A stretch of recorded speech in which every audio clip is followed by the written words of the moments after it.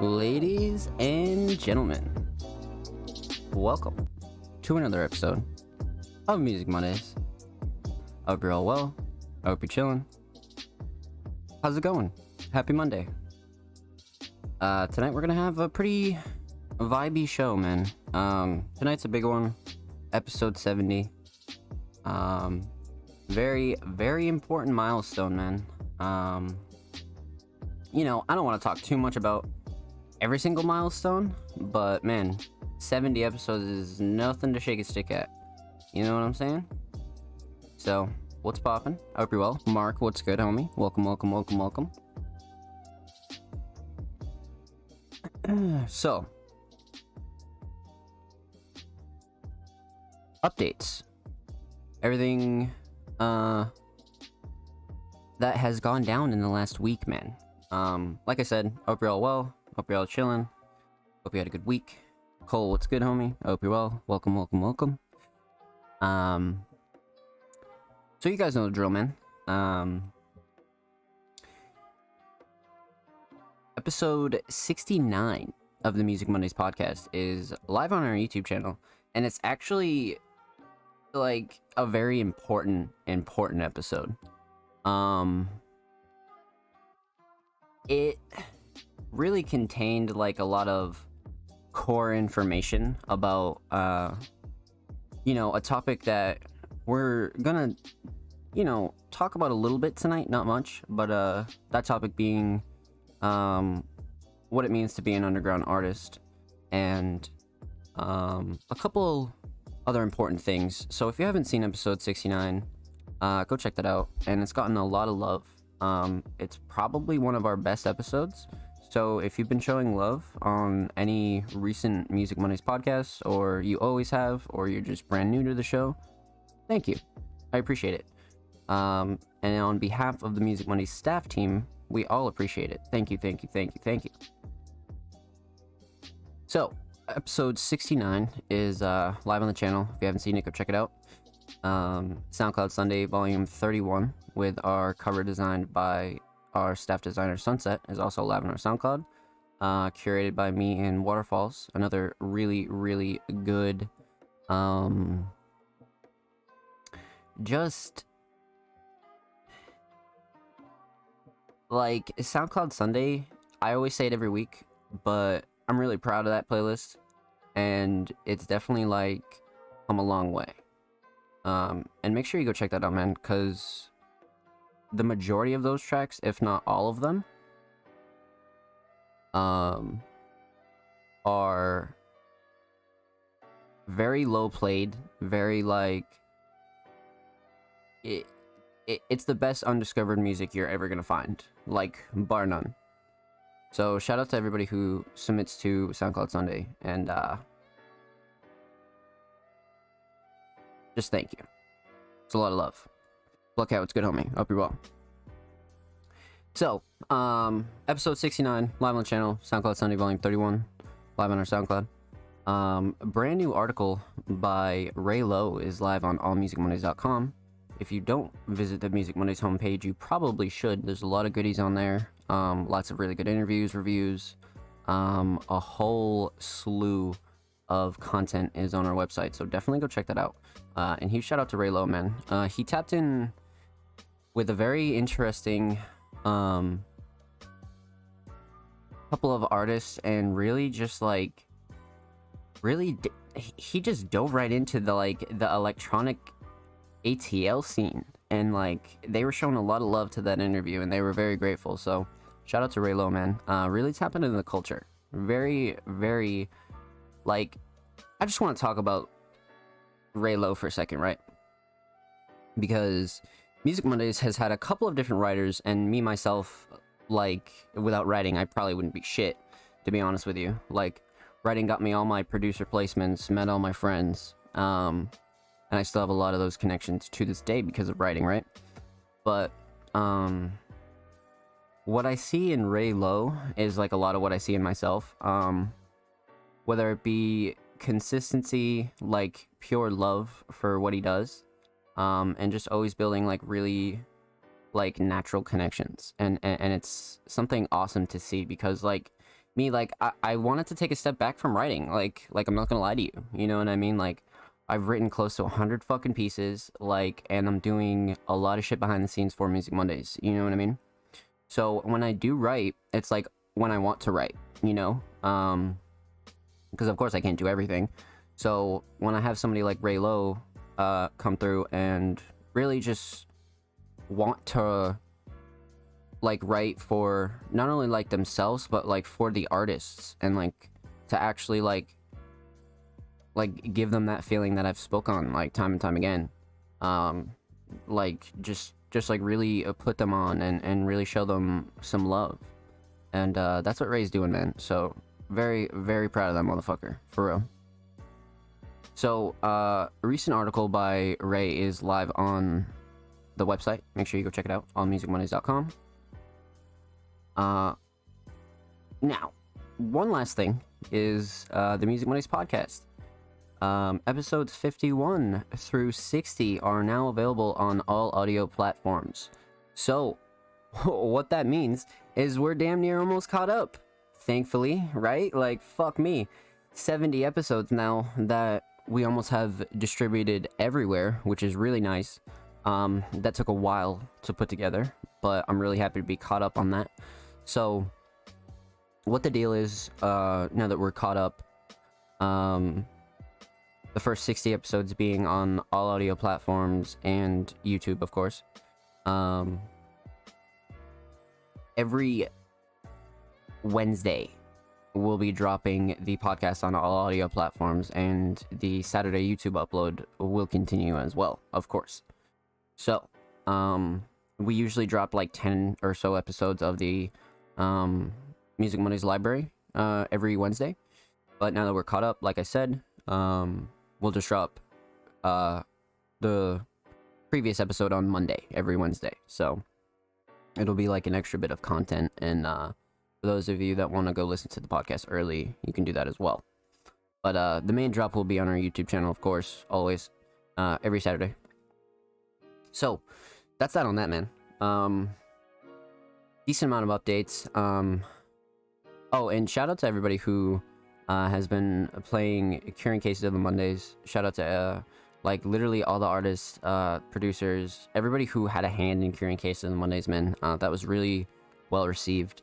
There's a couple of artists in chat right now that were a part of Curing Cases of the Mondays, and that was a real big milestone for Music Mondays. You know what I mean? Like it was very important for us to put that album together and have it be like semi like presentable, you know what I'm saying? So huge shout out to everybody involved in that, for real. Yo, Matt, thank you for the follow me. Welcome to streaming family. Welcome. I hope you're well. So yeah, Curing Case of the Mondays is very, very it's done well. It's done well. So like I said, if you're a part of that, thank you. So, that's about it for updates. What's coming in June, I'm not going to talk too much on, because a lot of things are in the works right now. Behind the scenes at Music Mondays, of course, our regular content will continue. But, as far as new stuff, new events, what's Music Mondays up to, what's our next project, you'll find out about that relatively soon, for sure. So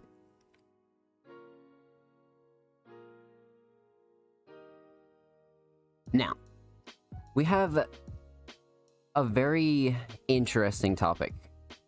We're going to be talking a little bit about I guess what we discussed last week in terms of being an underground artist, right? And let me just pause that so that's not fucking playing. You know, one very important thing that we touched on last week was what it means to be an underground artist, right? And let me sip my coffee before I continue this thought. Have to keep refreshing my internet. Jesus, it's say, bro.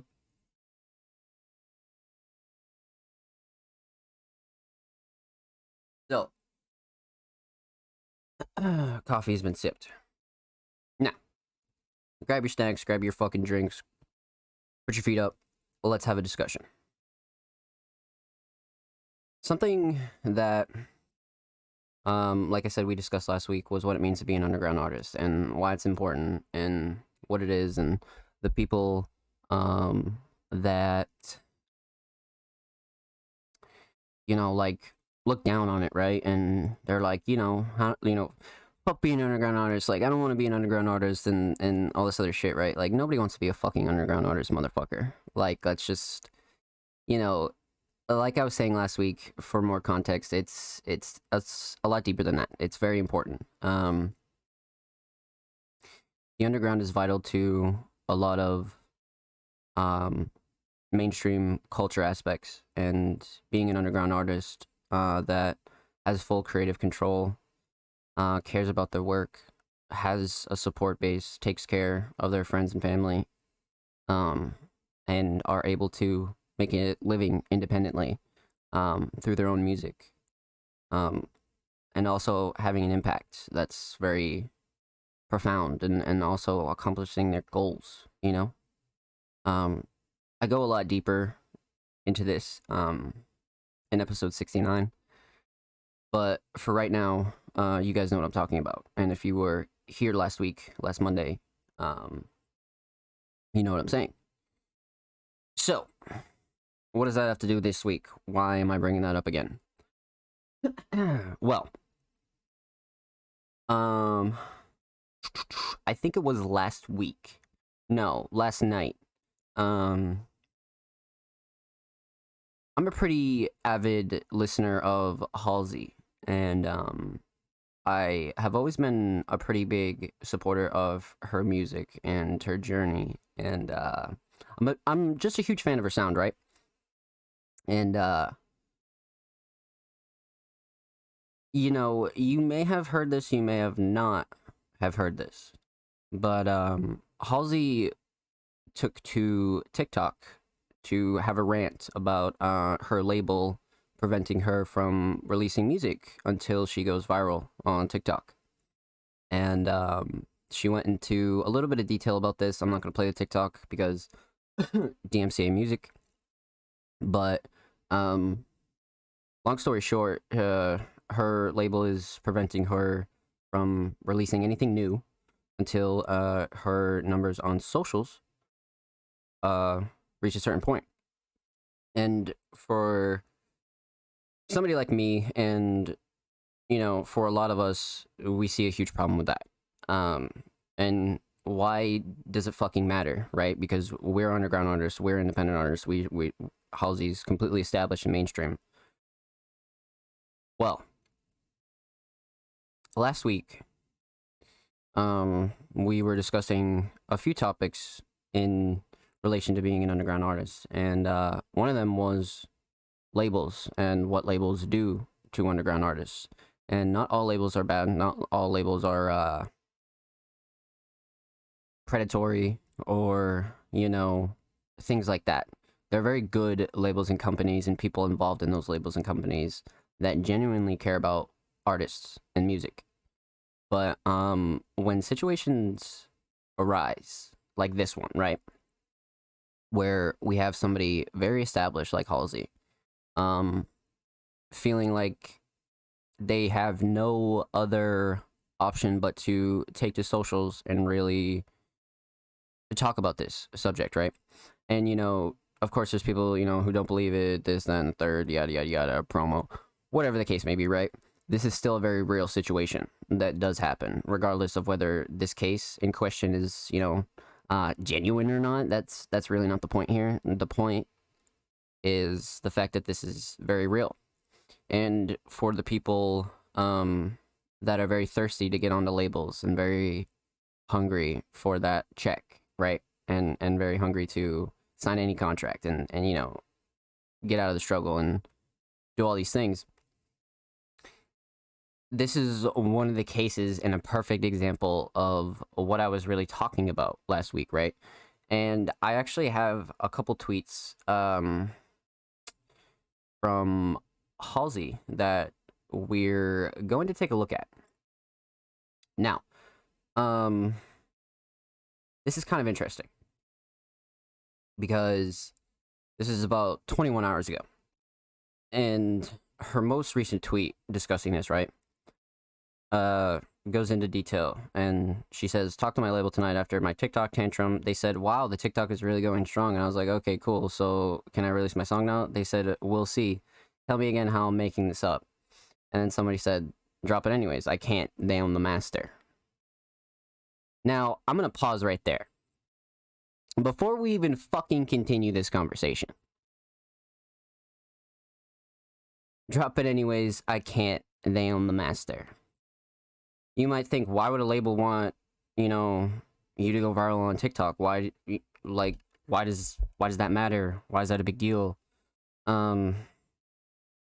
Creative control is something that underground artists have over a lot of very successful mainstream artists, right? And that's why labels prey on a lot of very strong independent artists. People like Juice WRLD, people like Peep, people like X, right? Where, you know, say they pass away, they just do a bunch of foul shit, and their estate also condones a bunch of foul shit. And that's all, like, orchestrated by labels and shit. And that's just one example. But the difference between us and them and the people that are independent is that we don't have to deal with that. We own everything we create, right? And what is a master, for those of you who don't know, and you should know, but I'm going to tell you anyway. It's basically your copyright. So when you sign a contract in a label, and, you know, depending on the details of that contract, they could own pretty much your whole catalog depending on what you sign away on. And they're going to hang that over your head, like in this situation here, for you to really, for them to really reap as much out of you as they can. And this is kind of a little bit crazy in this scenario because Halsey is very established.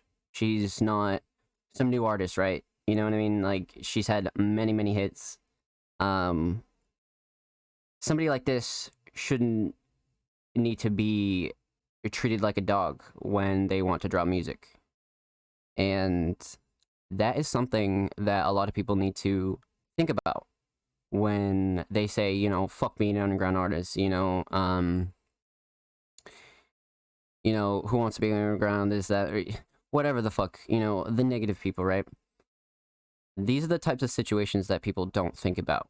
And, like, even somebody, like I said, as established as Halsey, could be sideswiped by this. And you're like, yo, I'm just trying to drop music and da-da-da-da. And your label's like, nah. We need a little bit more out of this. Let's squeeze this sponge a little bit more, right? And that's why it's important to take being an independent artist very serious and watch what you do when it comes to labels and it comes to contracts. Because you will never have to deal with these things if you take control of your own career. And nobody's gonna hang anything over your head. You know what I mean? You need a manager, you need a distribution deal, and you'll have full creative control. Like, there's plenty of really good, successful independent artists that own their masters and can do whatever they want with their music. They can sell it to whoever. They can, you know, do this, that, and the third. But when a label owns your masters, they own everything to do with that. And they take a lot from you. Like, a lot. And, you know, everybody talks about that check being in advance and this, that, and the third. It's true. It's very true. Make no mistake. The label will get that money back from you. And whether that's by force or you're like, yeah, sure, no problem, guys. And in which case, you don't really give a fuck about music. Because, like, those people that just act like music is like a factory and, like, just kind of, like, sort of, you know, they're just in it for the bread. And which is fine. But in the long term, a lot of that stuff never works out. And it's very, very hard to capitalize off of the like sort of almost high point you could be at. You know what I mean? And there's a lot of very successful independent artists that get their bills paid, that do a lot of things, that can go on tours and this and this and this. You know, the Denzel Currys, the Bones, the Xavier Wolves, the, you know what I mean? There's so many that, you know, have distro deals and sign with, you know, XYZ or, you know, whatever label, but they don't have to fucking abide by them. You know what I mean? Like they don't have to really be any sort of like puppet almost. And like that's the real big advantage to a lot of independent artists. And that's why you see a lot of people saying, you know, I'm not signing, I'm not doing this. NBA Youngboy, one of the hottest mainstream artists in 2022, turned down what, like 25 mil from, I think it was Atlantic. Like that speaks volumes to like how people want to control their career now. And more people are understanding that a lot of these labels are very predatory, very, very predatory. And like I said, there's, you know, like Mark mentioned, signing can be a bittersweet deal, right? And this sounds like, you know, some sort of like fuck label rant. But in reality, there's a lot of, like I said at the start, like people that are involved at labels, are heads of labels, are heads of subsidiaries that care about artists and their art and music, and, you know, managers, and a lot of people are very good to the culture, no matter what you're doing. But there are, you know, there's always other situations that, you know, does the good outweigh the bad? You know what I mean? And that's why it's not a matter of like just getting a deal. You know what I mean? Like everybody wants to talk about deals. It's like, tell me what the fuck you know about a deal. You know what I'm saying? Like come on, bro. Like let's be realistic here. Like anybody who fucking says that shit has never even had a contract in their face. Like people need to lure the fuck up if you're an independent artist, if you get offered a contract by any major or their subsidiary. Like it's not a game, because as we're about to see, Halsey continued this rant.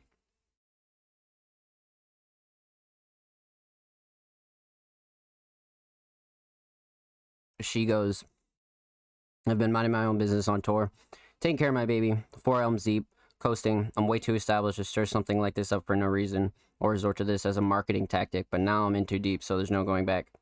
The music video is literally already done. And once again, here we have somebody saying you should drop it. Again, the label owns it.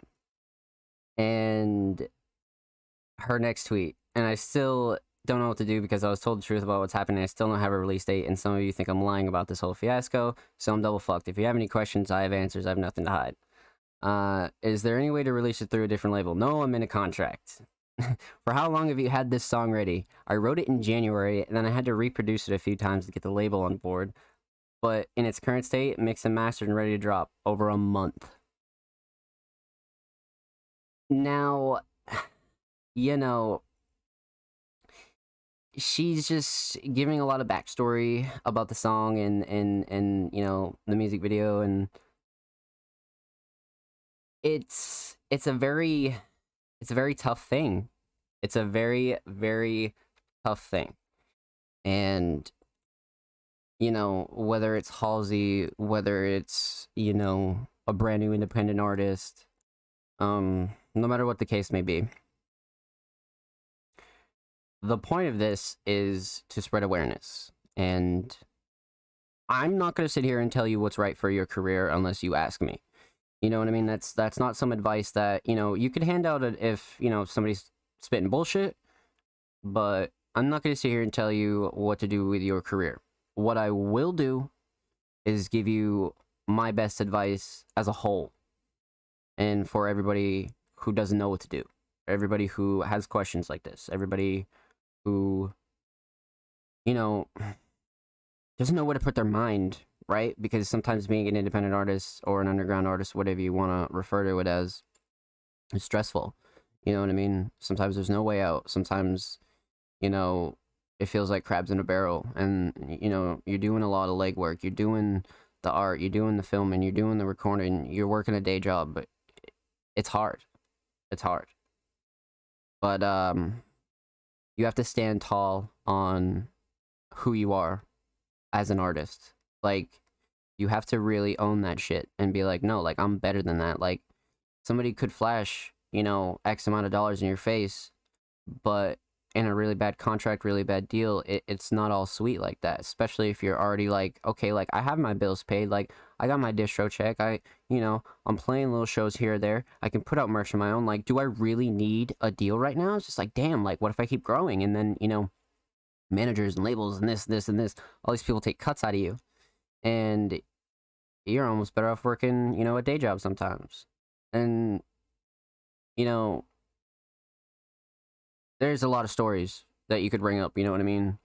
PPG Casper, a lot of people who were just fucking bottlenecked by labels and wouldn't let them do anything for a long time. And it's just something to be aware of. I wouldn't feel okay not talking about this. It's definitely something that's like, it needs to be spread, whether, you know, this applies to you or not. But for the people that are like, okay, like, I'm taking my career seriously, and I do want a deal, and I do want to negotiate the right deal, and I do want to fucking really take this chance and really, like, do the proper thing. Just be smart. Always respect yourself, and never forget why you started, man. Like, seems like the cliche kind of shit, but when all shit is said and done, like, this shit's supposed to be fun, and this shit's, it's a job like anything else, so you're gonna work hard, but it's a blessing to be able to be an artist and able to pay your bills and things like that. So everybody wants that opportunity, but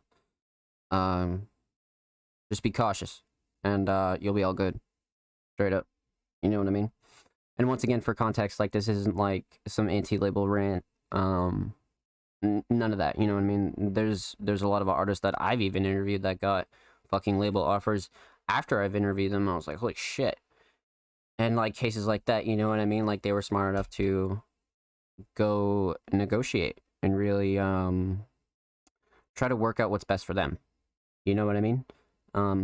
Because your art's important, and when you own your masters and you get like one hit, bro, like, you could just eat off that for the rest of your life. Your family can, like, you know what I mean? There's so many artists that just went and dipped off that nobody even, you know, remembers within the last decade, that had one hit, owned their masters, and now they're off in fucking, you know, Puerto Rico on a beach somewhere sipping a fucking pina colada. You know what I'm saying? Like, that happens. So, you know, it's okay, but just be cautious. Watch out for that shit, because these motherfuckers, like I said, some of them do and some of them don't care about, you know, music and artists and their well-being. So, you know, just try to read people out. Have a good crew around you that you trust, that you can talk to this shit about. You know what I mean? Not people who are like, yeah, dude, sign that shit. Like, you know what I mean? And all they want is, you know, a cut of your check. You know, no, like, have like real motherfuckers around you that you can discuss business with and discuss your career, private things, and really work out what's best for you.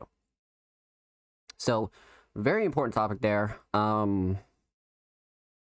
I hope you all get where I'm coming from, and I wish you all the best, you know, truly, because I wouldn't want to see that happen to anybody, and everybody who is involved in the Music Mondays community is extremely, extremely talented. So, just take your career by the balls, or the metaphorical balls, and own that shit, you know what I mean? Never take your foot off the gas pedal, for real.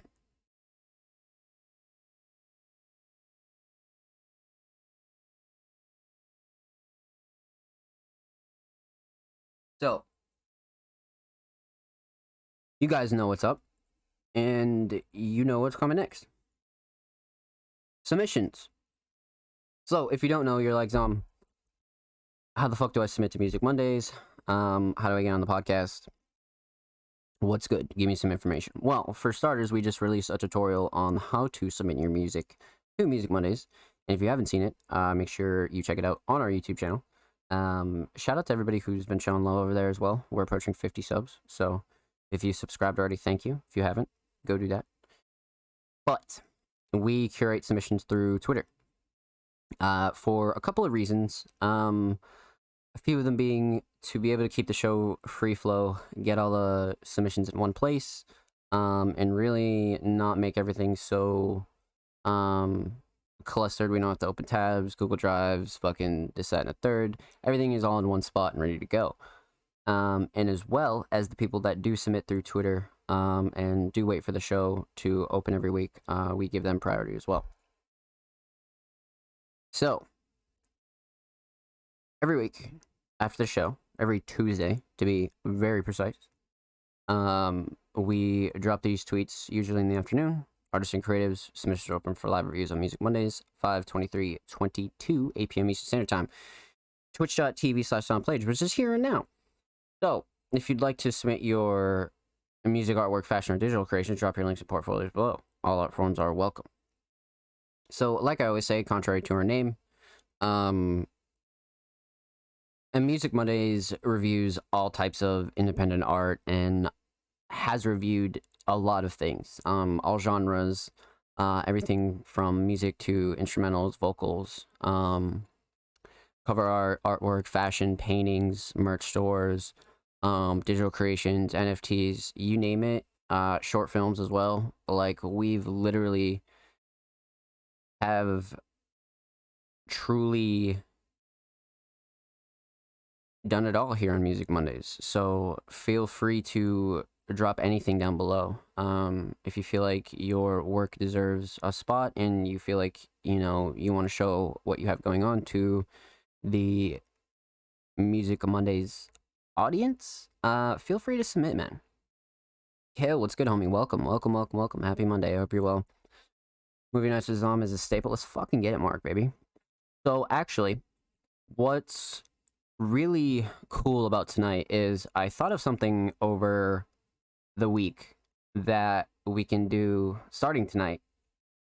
And before I continue, there's one other piece that is, you know, very important to our curation tweets and how we collect submissions. And the only thing that we ask is that you follow Music Mondays on Twitter to spread the word, grow the platform, and really show support to everybody who is involved. And there are a lot of people, like I said, that wait for the show every week. So we always want to show a lot of love to them and how they support Music Mondays. So, like I was saying, something we're going to start tonight that's really, really dope. I thought of this and I was like, holy shit, that's actually a really good idea. So we're going to go through submissions in a certain order, and not by artists or anything like that. We're going to do audio tracks first. We're going to get through everybody's audio tracks first. And then if you have a visual or music video, we'll go through those. And then if you have a short film or any type of YouTube content, we'll go through those as well. And of course, if you submit covers, digital art, or anything like that, that will be following the short films and YouTube uploads. So, not like a drastic change or anything like that. Really just gonna get us organized. You know what I mean? Let's get this party started. Let's fucking get it, baby. Yo, it's great Monday, boys. Pull the Ghost Rare from the Ghost Rare? Holy shit. Let's fucking go. The fuck?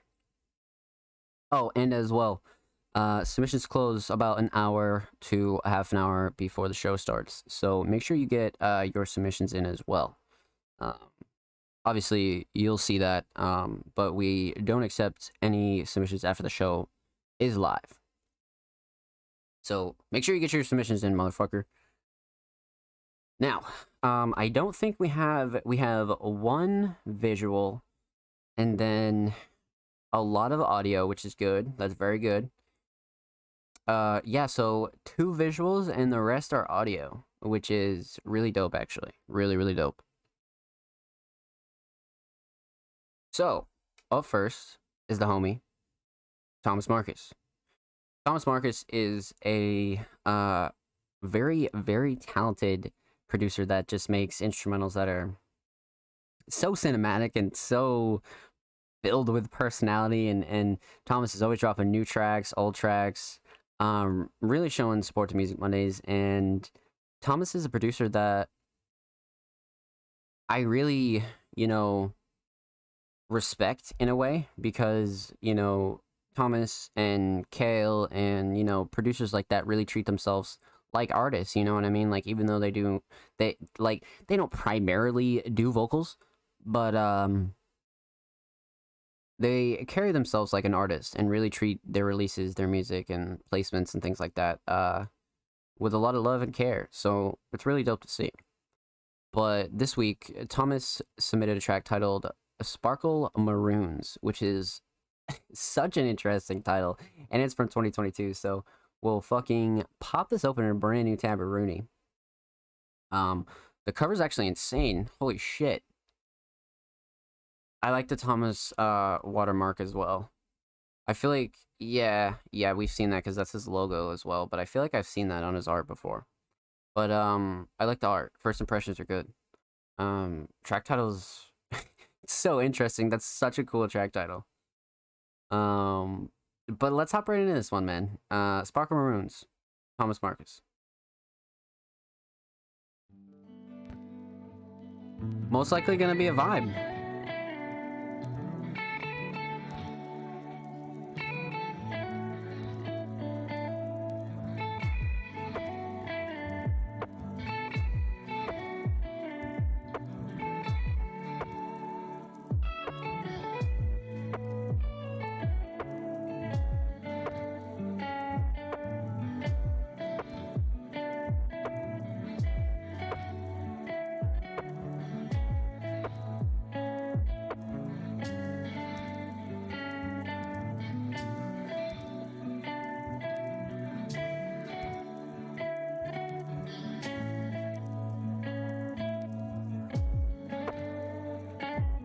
This is gas. What the fuck?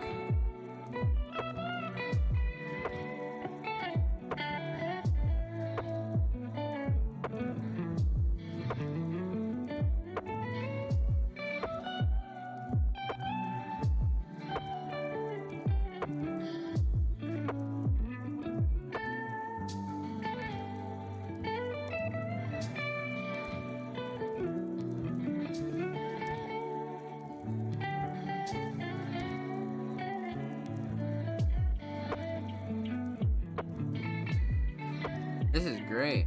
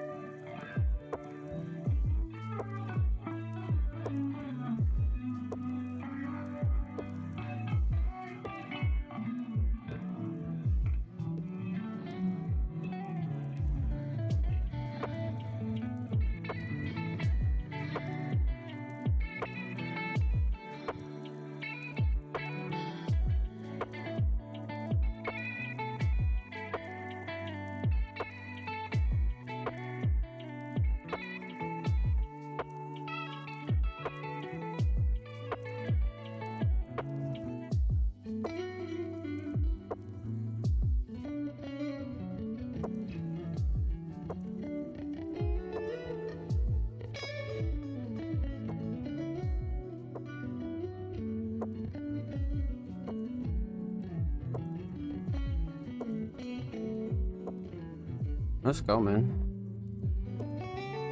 That might be one of my favorites.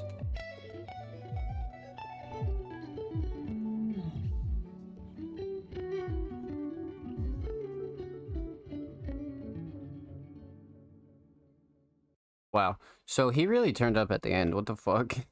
All right, so you guys know the drill. No vocals here, so we're gonna break this down by three subjects. We're gonna talk about instrumental, and we're gonna talk about um the overall theme of Sparkle Maroons.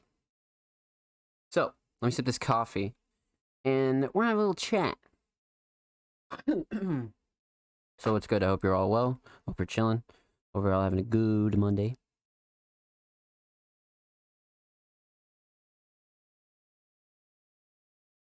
So, obviously guitars and really like wide cinematic, like very emotional melodies are pretty much a staple here for Thomas. Very common.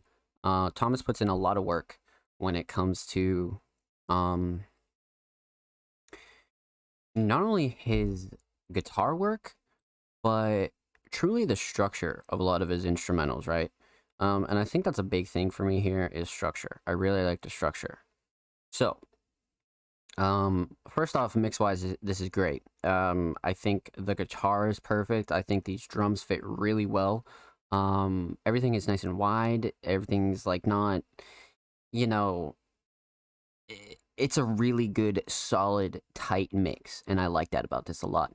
And not really an uncommon thing for Thomas at all, but mix is very solid here. Now, um, the guitar is wonderful. The solos about halfway through and throughout the end and the later half, really great. But I think another big thing here is sound selection.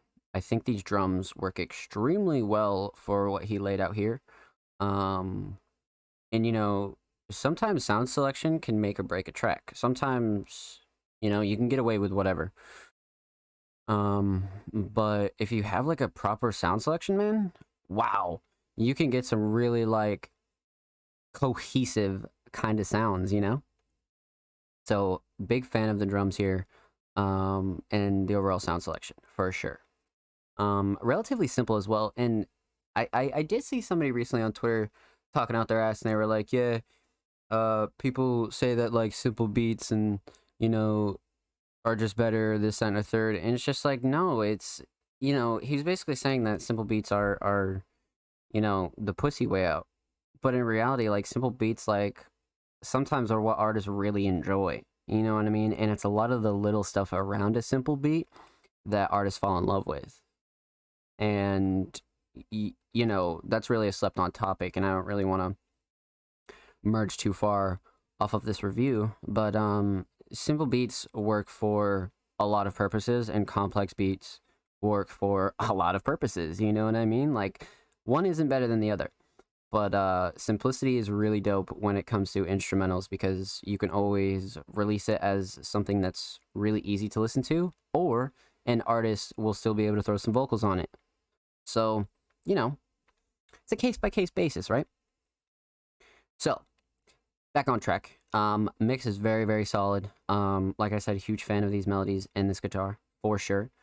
Sound selection is great, but I think a really big thing for me here is probably the biggest is the structure. The structure is awesome. Awesome, awesome, awesome. Like, over sound selection, complex beats, this, that, and the third, nobody wants to get, repetitive. You know what I mean? Like, nobody wants to hear the same loop over and over again. And especially, like, as a producer, you shouldn't want to make your beat like that because you're sitting there making it for fucking a couple hours and you're like, damn, I gotta add some variety to this shit. It's just looping over and over again. You know what I mean? So structure is very important too, especially when there's no vocals to like, not like distract a listener, but like really take over the song, right? So when you have an instrumental, it's really good to be able to like structure that in a way where everything's kind of moving, but it's all very cohesive and stays the same. So I think Sparkle Maroons really shows that structure is key. And there was a couple of like basic loops, the hook, and then like the later half of the song was like you just had this solo that came through that was like really like almost letting the mel have its own space. And then it wraps back up with like almost another solo with like the same drums, and it was really like a big outro vibe, which I really enjoyed. So structure's key here on Sparkle Maroons, 100%. I love that you can use 4 sounds and a sample and make something beautiful, all for simplicity. I agree. Like, there's a lot of cases where people find a lot of success with simple instrumentals, and regardless of whether an artist hops on it or not, sometimes a producer's most played song or most played instrumental is the simple shit. You know what I mean? You got like what, 5 sounds on that bitch sometimes, so it's like fuck it. You know, that's why people love them. And much like Kale said, like, it's the fact that you can even do that, you know what I mean, with like such a limited, you know, source of things. You don't need a billion drums. You don't need, you know, melodies, counter melodies, fucking this, you know what I mean? Like, you don't need so much every time. But if you're going for that, completely fine. You know what I mean? No rules to this shit. But I totally understand why people prefer simplicity. So all in all, Sparkle Maroons is definitely a great listen. But let's talk about the overall theme. Aesthetically, cover's great. Very simple cover. Thomas Watermark. Kind of an interesting dynamic with the title and the cover, you know? It makes me feel some type of way. But I do enjoy it, for sure. Now, Sparkle Maroons, for almost a vibe it gave when I was listening. It definitely gave a very summer vibe and a very almost nighttime beach vibe. And I almost feel like that's how the cover ties in and the title. So I feel like this is very on point for sure. But Thomas never really has an issue with that. I feel like Thomas knows exactly like what his sounds feel like to him. And I think that's dope. That's very dope. So, with that said, shout out to Thomas. Sparkle Moons was a great listen. Make sure you go check it out. Make sure you follow Thomas on Spotify. Make sure you follow Thomas on Twitter at ThomasMarcus075. Thomas is approaching 20 followers. Make sure you go show him some love. Very talented producer. Probably down to work. So definitely go show him some love, man. And of course, every artist featured in today's episode and every episode will be linked in the description of the YouTube re-upload. And if you're watching on YouTube, subscribe. We're approaching 50 subs. If you're already subbed, thank you. I appreciate that. Now, let's continue. Tone Deaf submitted, but we have a music video here, so we'll go back to this later, along with our short films and such. Now, something really interesting here is a producer known as Absolo. Now, Absolo's extremely talented and a producer that has like such a modern, very like spin on a lot of sounds. Like Absolo is just a producer that you can always expect something very original from. And then again, you could understand like the vision as well with certain tracks. But this week, Absolo submitted a track titled Remind. Now, this is definitely not one I've heard. It might be a private track. Let's check this out. Indeed it is. Indeed it is. So we have a Music Mondays exclusive, unreleased track by Absolo. Now, like I said, Absolo, is just a really unique producer and really a part of that group with Kale, Thomas, producers that really consider themselves artists and really have a lot of respect for themselves. So I'm interested to see what Absolo has been up to. So, like I said, this week they submitted Remind, an unreleased private track. Let's check this out.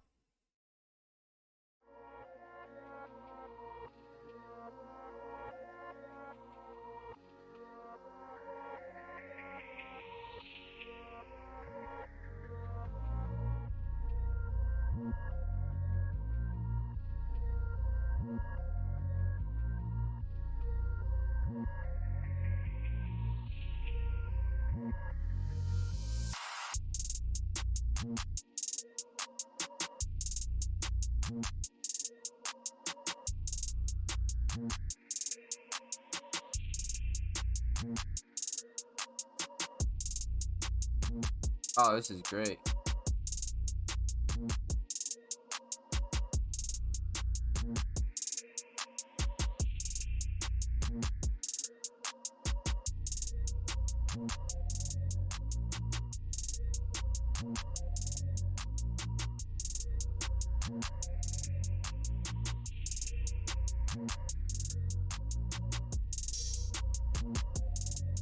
That crash was great.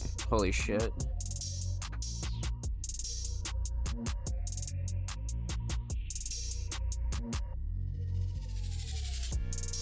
Oh shit. That's what I'm talking about with that variety. The fuck?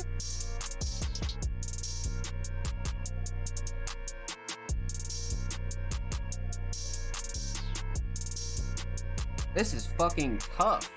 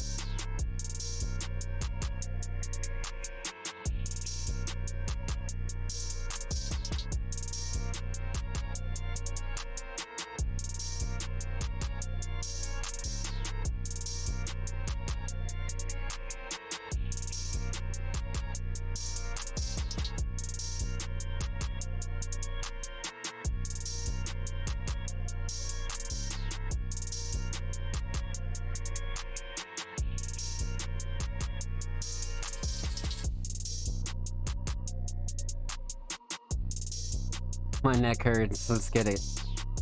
Yeah, this was tough. This was tough, man.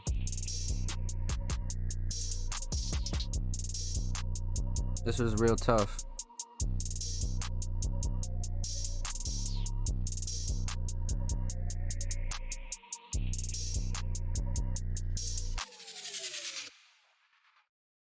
Fade was crazy. The fuck? Okay, that was really tough. I fuck with that a lot. That was interesting. I have a few thoughts about this. So, of course, once again, no vocals, so nothing to talk about there, but we're going to talk about the instrumental and the overall theme of Remind. So, yo, Tyler, what's good, homie? My bad. I hope you're well.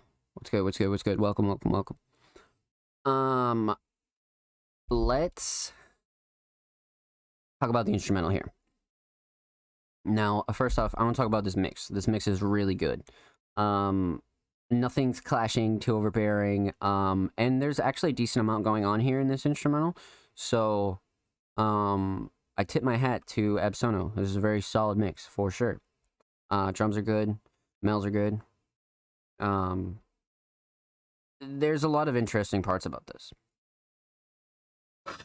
So, mix is solid. Lots of really great melodies here. The melodies really stand out to me because they're not too crazy, but they're always changing and really, like, you know, contributing to the overall structure here.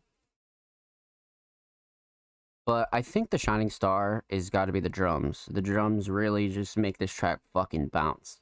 Melodies are really like a great foundation for this. I think Absolno really let the drums speak here.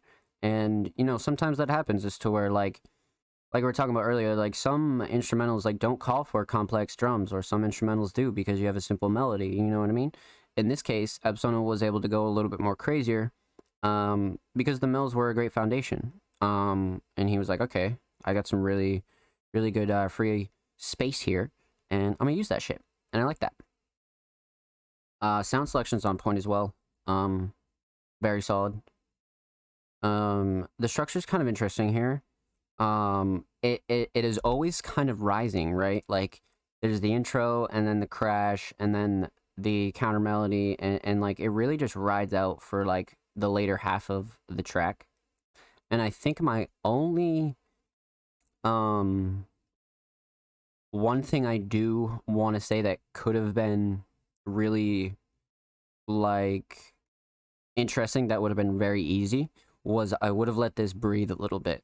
I felt like towards the end it was very like, you know what I mean, like we were fucking bouncing. Like the later half of this song is like a lot.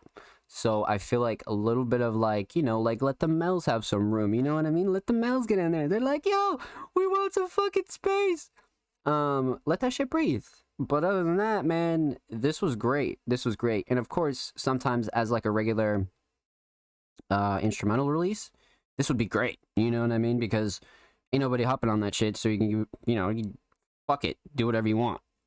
But yeah, man, very very solid here. So extremely solid mix. Sound selection was great. Mells were a great foundation. Structure was awesome. Felt like a roller coaster, except like we're going up and we just kept going up. You know what I mean? Like there was no fucking peak, bro. We just kept going up to that shit. Oh man. But overall very solid. And it's just definitely like a very modern example of the trap standard, and it's a very very good example of the Absono sort of sound that he's putting out currently. So I like this track a lot for sure. Now, let's talk about the overall theme.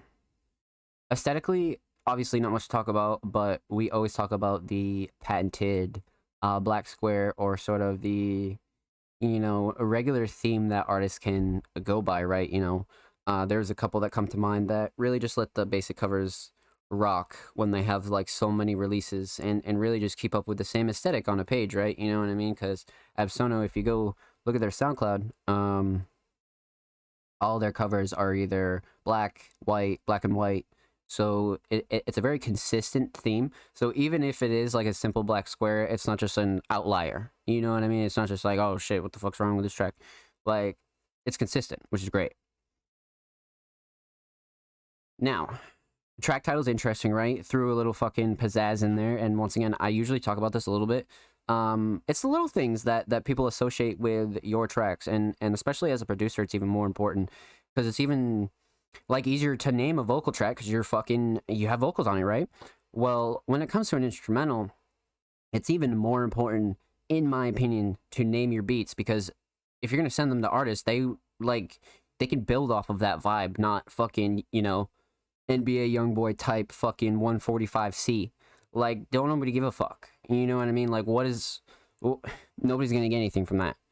But if an artist sees a beat and it's, you know, has a track title, has, you know, fucking like your own sort of steez on it, I think not only like for artists but for your own like instrumental tracks, I think that's a really great advantage that separates you from the normal like Twitter producer who cares if you're using loops or not. So this is a great thing. I like this a lot. I think it was Bloodcat and a couple of artists last week that really use that to their advantage, and I think that's a great thing, truly. Um, so yeah, aesthetically great. Um, the vibe from the overall instrumental definitely gave me a very like I said, modern trap, alternative trap kind of style. Which is very standard with Absono, but Absono's really a multi-talented producer. We've seen samples, we've seen other alternatives of genres. So Absona really just touched down on a real modern trap sound here, and I fuck with it, 100%. So, with that said, shout out to Absono. Thank you for the submission, on me. Much fucking love. Make sure you follow Absono on SoundCloud. Approaching 30 followers. Go show him some love. Of course, make sure you follow Absono on Twitter at Proud Absono. approaching the big 300 on Twitter, man. So go show him some love. I'm sure he'll follow you back. And of course, every artist featured in today's episode and every episode of Music Mondays will be linked in the description of the YouTube re-upload. And of course, they're now in the description of the audio platform uploads. So if you're like, damn, I'm listening on Spotify, there's literally a link in the description for you to go to this artist and check them out. So if you're listening on other platforms, don't forget to do that. Now, let's continue. So, up next, we got the homie Cole Girard. Now, Cole has been a really great supporter of not only Music Mondays, but a lot of the artists around Music Mondays.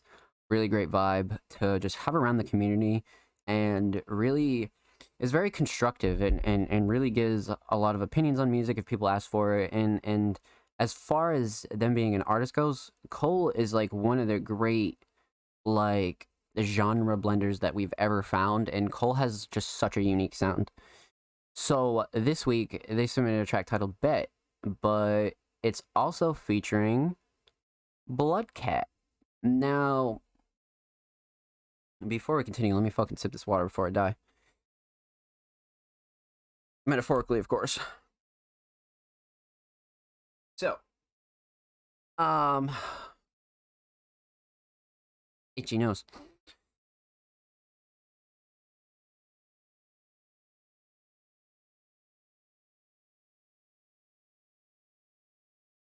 I mentioned Cole being a awesome artist that is super talented at blending genres and really like showing his talent.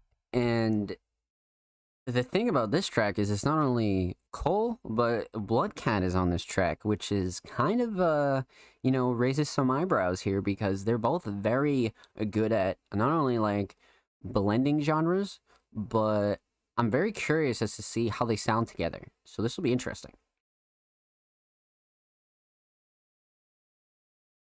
Now, of course, pop it over a new tab. The art is so classic. I think it's very, like, it screams underground to me, which is, like, really sick, right? Because it's, like, what you want, like, what you think is dope. And it, like, gives you that real, like, I made this kind of feel, which is awesome. I fuck with this cover a lot.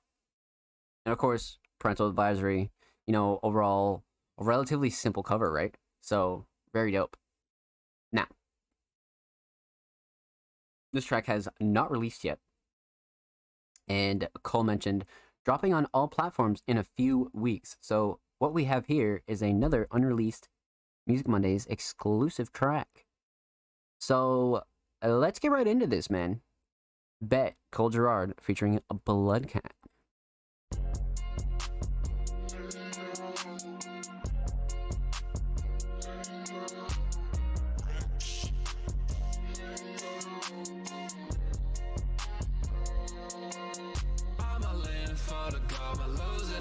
Before jump off the bed, bust a rope. Buy my ticket, miss a low. Miss calls on my phone. Airplane mode, I never flown. Laying routes, I never know. Laying tracks and stacking clips and hit the road. New house, same home. New bitch, same home. New track, old train. Busting down the railroad. Got a few loyal niggas, that's just rare though. Different views, same rainbow. This ain't still, it's white gold. Whoa, hey, yeah, back up.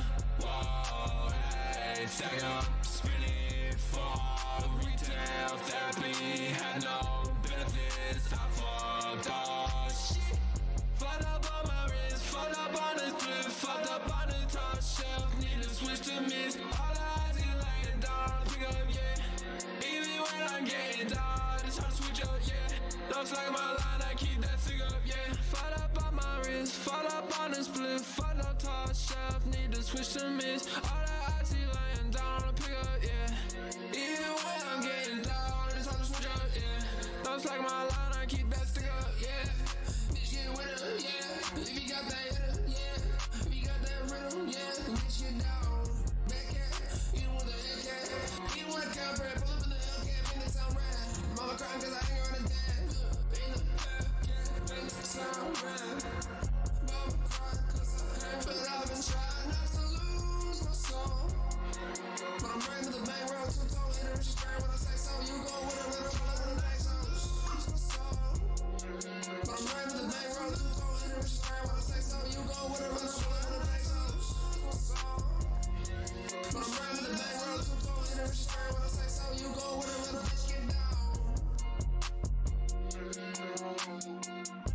Wow.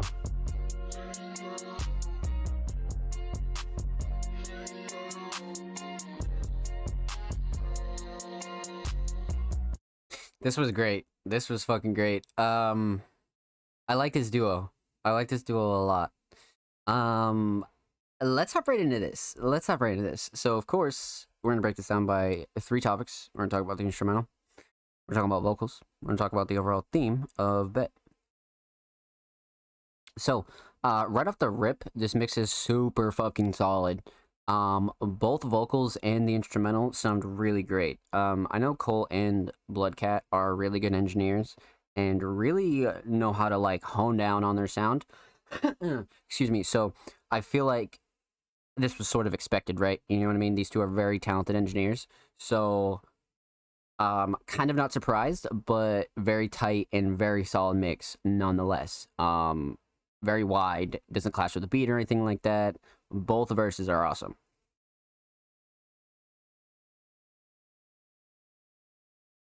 Now, the instrumental itself. I like this for Cole and Bloodcat, actually. I feel like this is a very common ground between their two sounds. I feel like this is something that they could both get behind, you know what I mean? Because, like I said at the start, these two artists are very flexible in their ability to not only flex vocals on a track and, you know, switch up cadences, flows, styles, but instrumentally as well. You know what I mean? I feel like their arsenal of what they can hop on for instrumentals is pretty fucking big. So I like this common ground of an instrumental here. The instrumental itself, I feel like, had a really good mix as well. Definitely stuck out because it was easy to get behind, right? Like, you weren't too distracted by like anything really in the beat. I felt like this beat was able to like lift Cole and Bloodcat up and really was like, yo, listen, these motherfuckers spit. So instrumental was a great choice. I like the fact that there's a really good common ground here. Really dope. Now, instrumental is very solid. I enjoy this choice a lot. Let's talk about vocals. Now, Cole here, contrary to what I stated in the beginning, has a very consistent style throughout the song. And when I say that Cole's a genre blender, I don't mean that in a bad way. I don't mean that he's like sporadic throughout the track. I mean that he's very talented in the aspect that Cole can really like skate on a track and really like switch styles, flows, you know, hit highs, lows. There's a lot of things that Cole has done with tracks that we've seen here on Music Mondays. But this caught me off guard because I was like expecting more of a flex here, but this is a consistent sound from not only Cole but Bloodcat as well, which I don't think is a bad thing here. I feel like this is a great like showcase of their styles, if you will. So as far as Cole goes and how Cole has mixed and really fits on this track, I like it a lot. Cole is definitely like the leader here, of course. Cole Girard featuring Bloodcat, but I feel like Cole like structured this in a way where Bloodcat's verse was very much put in the right spot. I just feel like the structure here was great. Like Cole was able to flex a lot with his verse and really like spit what he needed to spit, but like the Bloodcat section almost felt like a Bloodcat section, literally. And then it was just wrapped up in the outro, really. So this was nice. I enjoy this structure. But one thing here that I feel like not a lot of people would have noticed if you haven't heard a lot of Cole is that this writing is really dope. Like, Cole really wrote the shit out of this song. I feel like the lyrics and the writing for Cole here is a big shining star for me. But not only the lyrics, but the performance of said lyrics. I feel like Cole really recorded the shit out of this verse, man. This was dope. But the hook really like wrapped it all together and really made this like really set the ground for what Bloodcat was about to do on his verse. So overall, a really good writing, really good performance from Cole, and just like a really good track to um like if somebody's like, "Yo, I've never heard Cole Gerard," this is what you could show them. You know what I mean? Like, especially in collaboration with another artist. I feel like this is a good showcase for sure. So Cole's side was great. Definitely a very interesting, consistent sound throughout the song. Writing was very solid. One thing that I really like about this, like really fucking like, and before I even started making music and getting involved in the music scene, and I was just a listener, right? One thing that I loved about feature tracks is when you know the feature is coming up. And one thing that Bloodcat did here was put ad libs and like really just like it got you ready for the Bloodcat verse. And I think, bro, I really think from the bottom of my heart, that's some of the dopest shit and simple shit you could do in a song. Because Cole laid his ground, right? Cole did his thing, fire hook, and then Bloodcat's like, yo, like,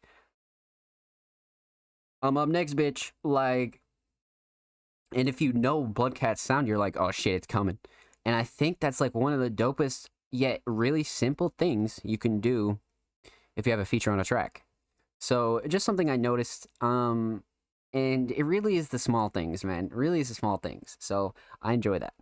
But Bloodcat, much like Cole, very consistent here. Very, very consistent. And like I said, being a sort of a flexible artist on a lot of your tracks is not a bad thing at all. You know what I mean? Whether that's genre, your verse itself, etc., etc. But I feel like Bloodcat was like, okay, like he heard the hook, the verse, yada yada, and was like, all right, I will be able to like, I'll be able to like take from this. And one really great thing, and you guys know my little fucking rule with features, right? Is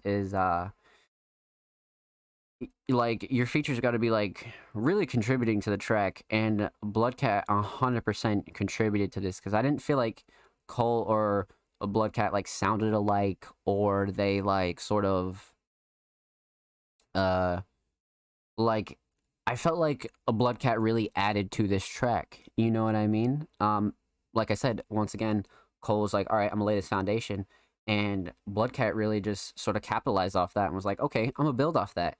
And we got his verse and the reverb in that transition. That's what I'm saying. Like it really is like the little things about this that I really like, and it's such a good like artist featuring other artist track. You know what I mean? That like this is such a good showcase of both of your skills, right? Because you have such like I feel like you both have such like expansive libraries, and for you two to come together on like some common ground and be consistent with one another, yet a Bloodcat was able to like separate himself a little bit and was like, okay, here's my section, like fire. Like that's like how you do features, and like that's like what's dope about art to me is shit like this, truly.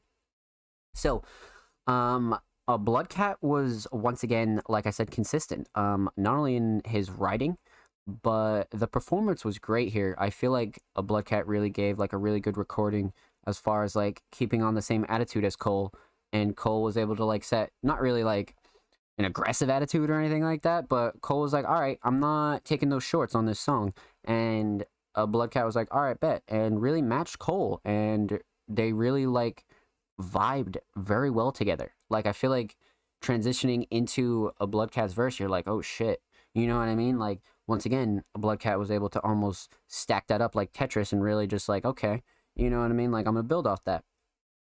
But As far as the mix goes, Bloodcat was great. Like I said at the beginning, both of their vocals were super, super consistent, and they're both very, very talented engineers.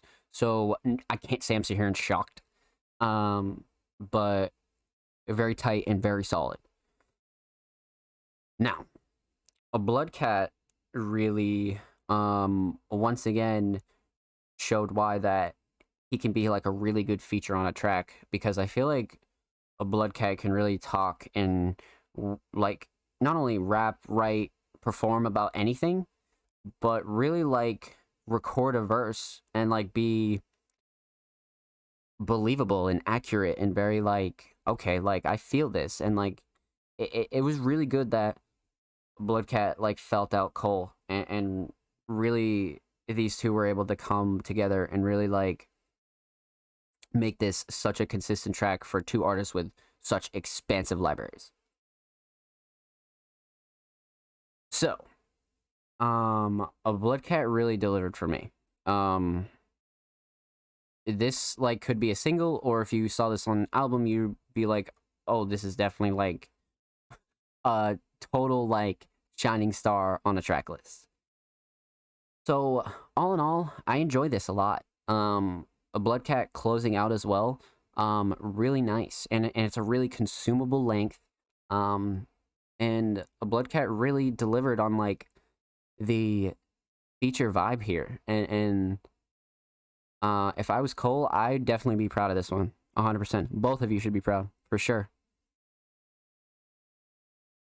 So let's talk about the overall theme of Bet. Aesthetically, I already talked a little bit about the cover, but like I said, it gives me a really good, solid underground vibe, but almost like an early 2000s vibe as well. And it's a really good like middle ground for these two artists. And you know, throw the little parental advisory, the filter, like everything's great. Everything's great about this cover. A little pizzazz in there, and nice and simple. I like it. Now, of course, you get the Bloodcat standard feature title, which is nice because you're like, oh shit, that's the real Bloodcat. You're like, oh, all right, bet. Let's talk about lyrically here. The consistency is out of this world. I feel like this theme couldn't be any more on point. Bet is really like a good turn up song, like really good, like focus up and like grind, and like very like you can get in the zone with this kind of shit. Like this is one of those songs, like whether you're going to the gym, whether you're fucking driving on a long drive, going to fucking you know, Jesus, you could be doing anything. This is one of those songs that really could like hype you up without being like, you know, too hype or anything like that. Like this is one of those songs that's like, oh, this is fucking hot. So lyrically, they both really delivered on the sort of like showing like their teeth almost, and really giving an attitude, and like really talking that shit on this track. And I fuck with that for sure. Because like I said, two really flexible artists. I've heard Cole and Bloodcat talk about a multitude of subjects. So for them two to come together on this track and really put together a track titled Bet, man, made for a lot of good punchlines, a lot of good you won't do shit vibes, a lot of like it's one of those really good attitude songs, right? And really like shows what artists can do that are of this caliber. So at the end of the day, a really great showcase of skill here for sure. Big fan of these two together. I like this duo a lot, a lot. So with that said, shout out to Cole Gerard for the submission. Much love, my friend. Thank you, thank you. Make sure you go play a Bet when it drops. Of course, make sure you follow Cole on SoundCloud to get first. Make sure you follow Cole on Twitter at Cole Gerard. Cole is approaching 10 motherfucking followers. He needs one, man. Somebody go show some love to Cole. So, per usual, every artist featured in today's episode and every episode will be linked in the description of the YouTube re-upload. And if you're watching on YouTube, subscribe. We're approaching 50 subs. And if you already have, thank you. Thank you, thank you, thank you. So, we have 1, 2, 3, 4, 5, 6, 7, 8, 9 audio submissions left. Now, up next, we got the homie, Lil Skunky, aka Bloodcat, aka a very talented artist. A very, very talented artist. So, they submitted a very, very interesting unreleased track, and it's dropping this Sunday, May 29th. This will be interesting because I don't know what to expect. We always have a lot of good unreleased Bloodcat, a lot of good unreleased exclusives here. So let's check this track out. Right off rip, this art is fucking great. Like, this is, wow.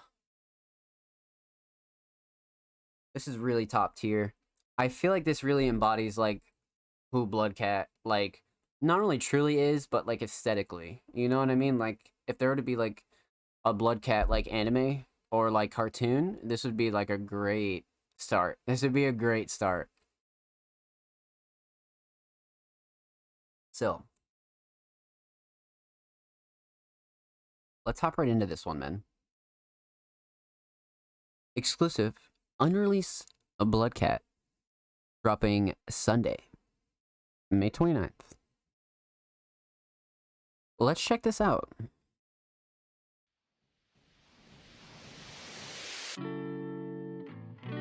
Wow.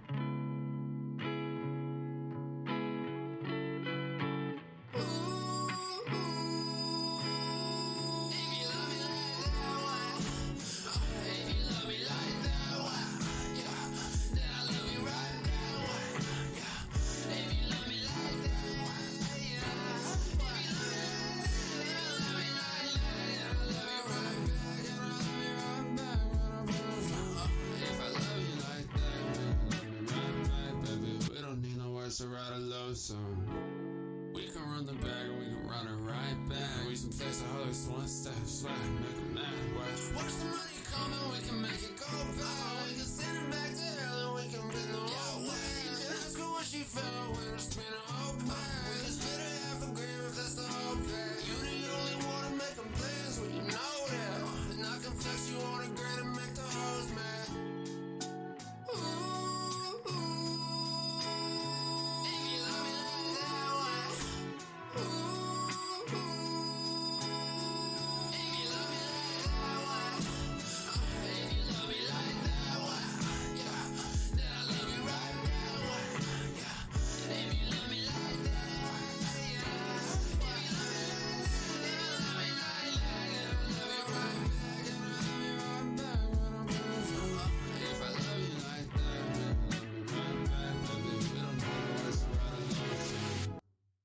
Bro.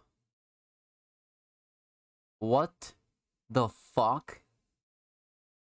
Bro, I love the vibe of this. The vibe of this is great. Love this one so much. Yeah, what the fuck? This is such a happy, warm, like, man, this is one of those tracks that makes you feel all fuzzy inside, man. You're like, oh shit, this is a fucking vibe. Oh, what? What? Okay, alright. You guys know the drill. The idea was to make a song that sounds like Snuggles. You fucking hit the nail on the head, bro. I was ready to fucking go hit the pen, fucking chill the fuck out. This was awesome. This was awesome. This is like, alright. Let me shut the fuck up. We're gonna break this down by 3 topics. We're gonna talk about the instrumental, we're gonna talk about vocals, and we're gonna talk about the overall theme of this track. So, instrumental right off rip is really a good foundation for what we're talking about here, you know? Fuzzy, snuggle, almost like very summer Cali R&B vibe, but with a little bit more, just like a pinch of sadness, you know what I'm saying? Like it's just like, okay, like this is some good vibes, and then it's just like there's this pinch of sadness, and like that perfect pinch, you know what I mean? Like there's like a line, and like you don't want to, you know, you can make a song sound really emotional and sad, and then, you know, it just becomes a completely different vibe. This, on the other hand, it kept that like happy sort of like, you know, like dude, like perfect, perfect mix of emotion yet positivity, and very like a good feel.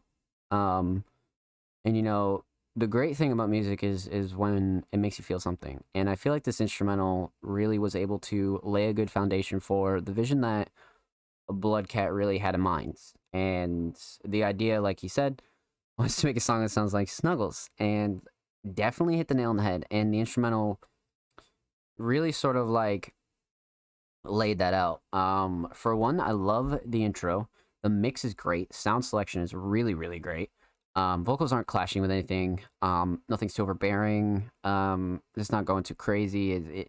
Everything's just right on this. And per usual, like we discussed in our last submission, Bloodcat's a really great engineer. So definitely not a surprise that it's as crisp as it is. Now, this is interesting because we have a really solid instrumental and a really great vibe as the instrumental alone, but a Bloodcat really like delivered on the simplicity here, but like not making it seem simple. Like this is a song that like a lot of people could get behind, and like I almost feel like this is damn near like an age appropriate song. You know what I mean? Like this is one of those tracks where like you could see in like a Disney movie or some shit like that. Like fuck, dude. So this is a really great like showcase of like a Bloodcat's talent as an artist. And that's including writing and performing, and like showing you don't need to like go fucking crazy on every single track, whether that be crazy with your mix, crazy with your writing, crazy with your recording. This is really proof that you don't need to do that all the time, and you can really almost have a fucking hit on your hands without like it's all about the effort, right? Like it doesn't matter what's really like quote unquote there. Like I feel like the effort here is like what's showing, and this is like top tier for me. Really top tier. Definitely one of my favorite of Bloodcat tracks for sure. So like I said, instrumental is really solid.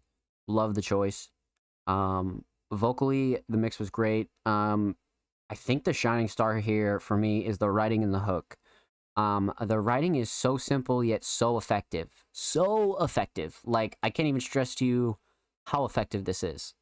And it's so much better because it's from an artist and like their heart and their own ideas and their own like this is like original a Bloodcat right here. Like this is like a real good showing of like once again what they can do on a track. Because as we just heard, the Cold track was of course a completely different vibe. And which is fine, of course. Like I was saying, these are, two artists that are very versatile. But when Bloodcat like hunkers down on a sound and really like starts hammering on it and really like has an idea, I feel like you get shit like this. Like this is awesome. I really, really love this fucking track. So for me, the writing is some of the best. Not just because it's quote unquote simple, just because of how effective it is while being simple, right? You can just fucking how can this not put you in a good mood? If this doesn't put you in at least like a halfway decent mood and you're just, down the dumps, yada yada yada, whatever the case may be, you're crazy. You're fucking crazy. This is definitely one of those kick back and chill songs, man. I love this track. So, like I said, vocally, huge shining star for me was the writing. And it's a very consumable rate too, right? Just 2 minutes flat. And really just getting the point across, but also making you like bop your head and you're like, okay, man, like this is what's up. Like and it like puts you in a space where not many tracks can put you in. And it's really all on combining like the simplicity and the recording. Like the way you record and the way that you care about the way you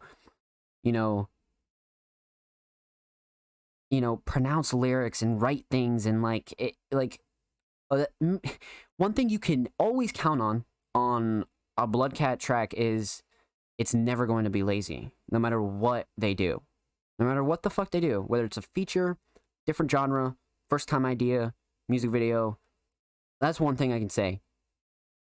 Not once have I thought to myself, damn, this is kind of lazy and not the usual Bloodcat. Never. And like, I wouldn't want anybody to hold themselves to any sort of standard, but just something I've noticed. You know what I mean? Like, don't put any pressure on yourself if you're out there and you're like, damn, that's crazy. Like, I want to do that too. Like, or even Bloodcat. Like, don't, you know what I mean? But the consistency is what's great here. Truly. Wow, man. This is one of those tracks that proves, like, simplicity is key, but also can, like, be super fun for the artist. I bet you making this was, like, such a fun time and a vibe, and yeah. Yeah, huge fan of this one. 100%. Let's talk about the overall theme. Now, this cover here, like I said, if there were to be a Bloodcat sort of cartoon, comic, even Avatar or like some shit in like Web3 or any, like, bro, this is perfect. Like, I feel like this fucking, the more I look at it, the more I smile because it's like just who Bloodcat, like, who I picture them as. And this is pretty on brand for me. So, huge fan of that cover. Lyrically, I really feel like this delivered on, like, you could just tell right off the rip. Like, let me just play like 3 seconds of this again.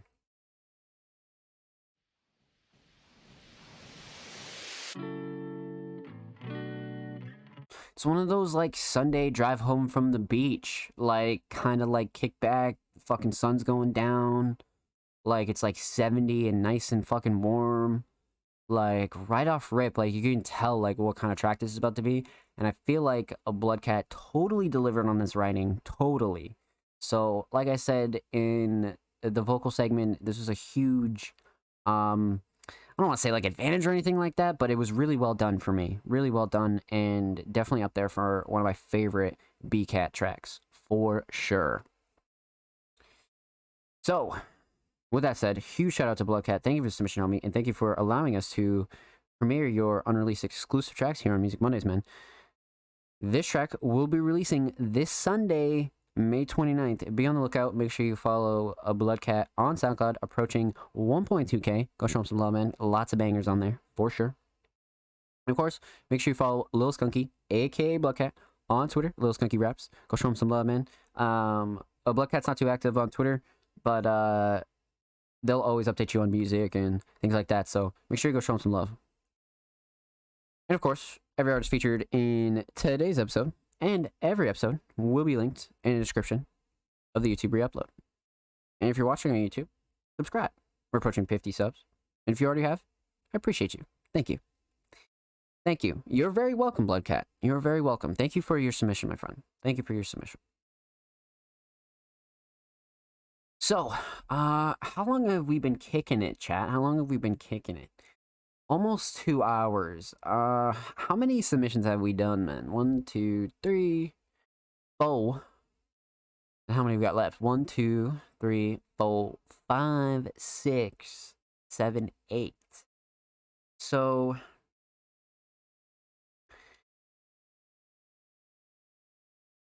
I'm debating on doing one more and taking an intermission.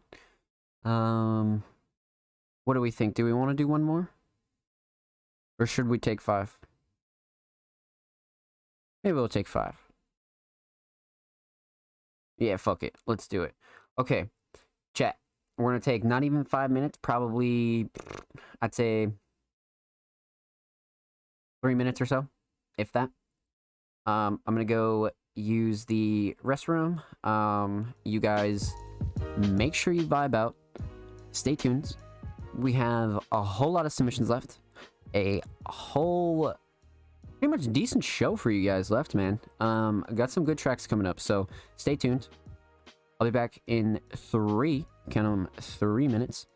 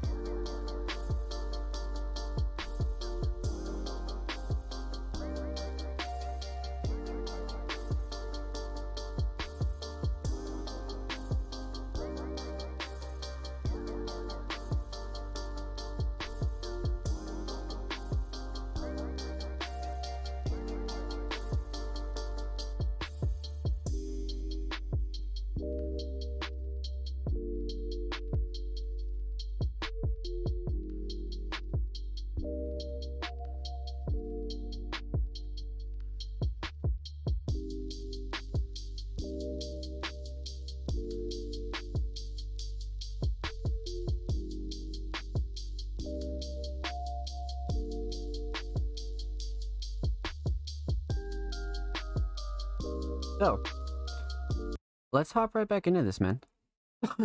We're back. We're live. We're chilling. Hope you all are well. Now, let's get into these tracks, man.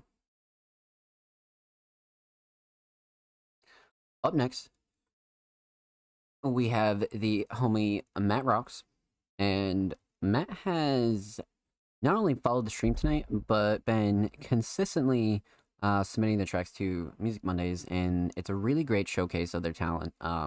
Matt's one of the very rare breeds that not only produces a lot of the tracks that they're on, but also absolutely kills it.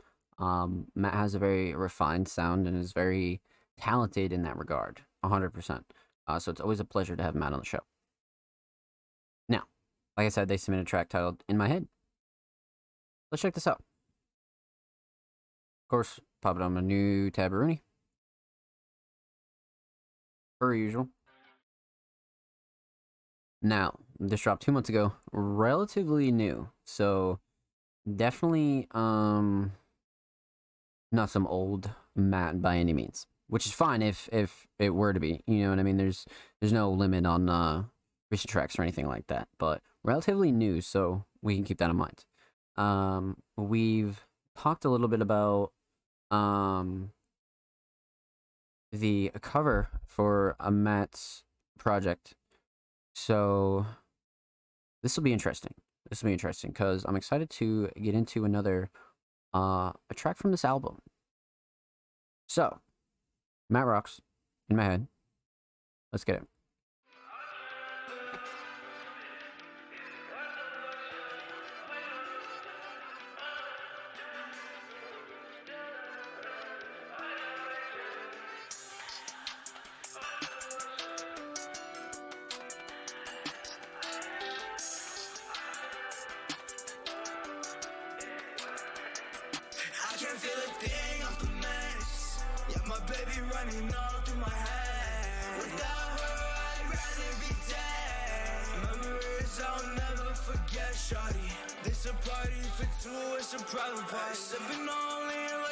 Smoking biscuits. Ask my baby what's her favorite drug. Yeah, she'll probably say Molly.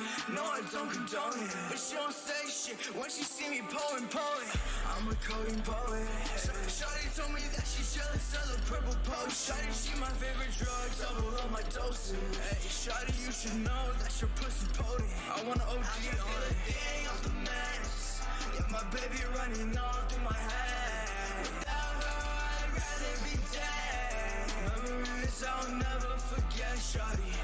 Nothing I can do can never repay you for everything you've done for me. Nothing I can do can never repay you for your time and your company. I can feel your soul next to mine, but yeah, I want it all. Hey, the world was so cold until you brought me to life, babe. Yeah, you gave me a light, babe. And it's so bright, I can see it shining. Brighter than your diamonds, not brighter than your eyes. When we on the same drugs, yeah, I can see your eyes glow. Yeah, I see your eyes glow. For you, I hit the high note. Yeah, we living like some rock stars, but we won't die young.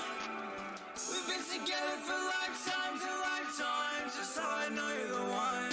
I can't feel a thing off the mess. Yeah, my baby running all through my head. Without her, I'd rather be dead. Memories I'll never forget, shawty.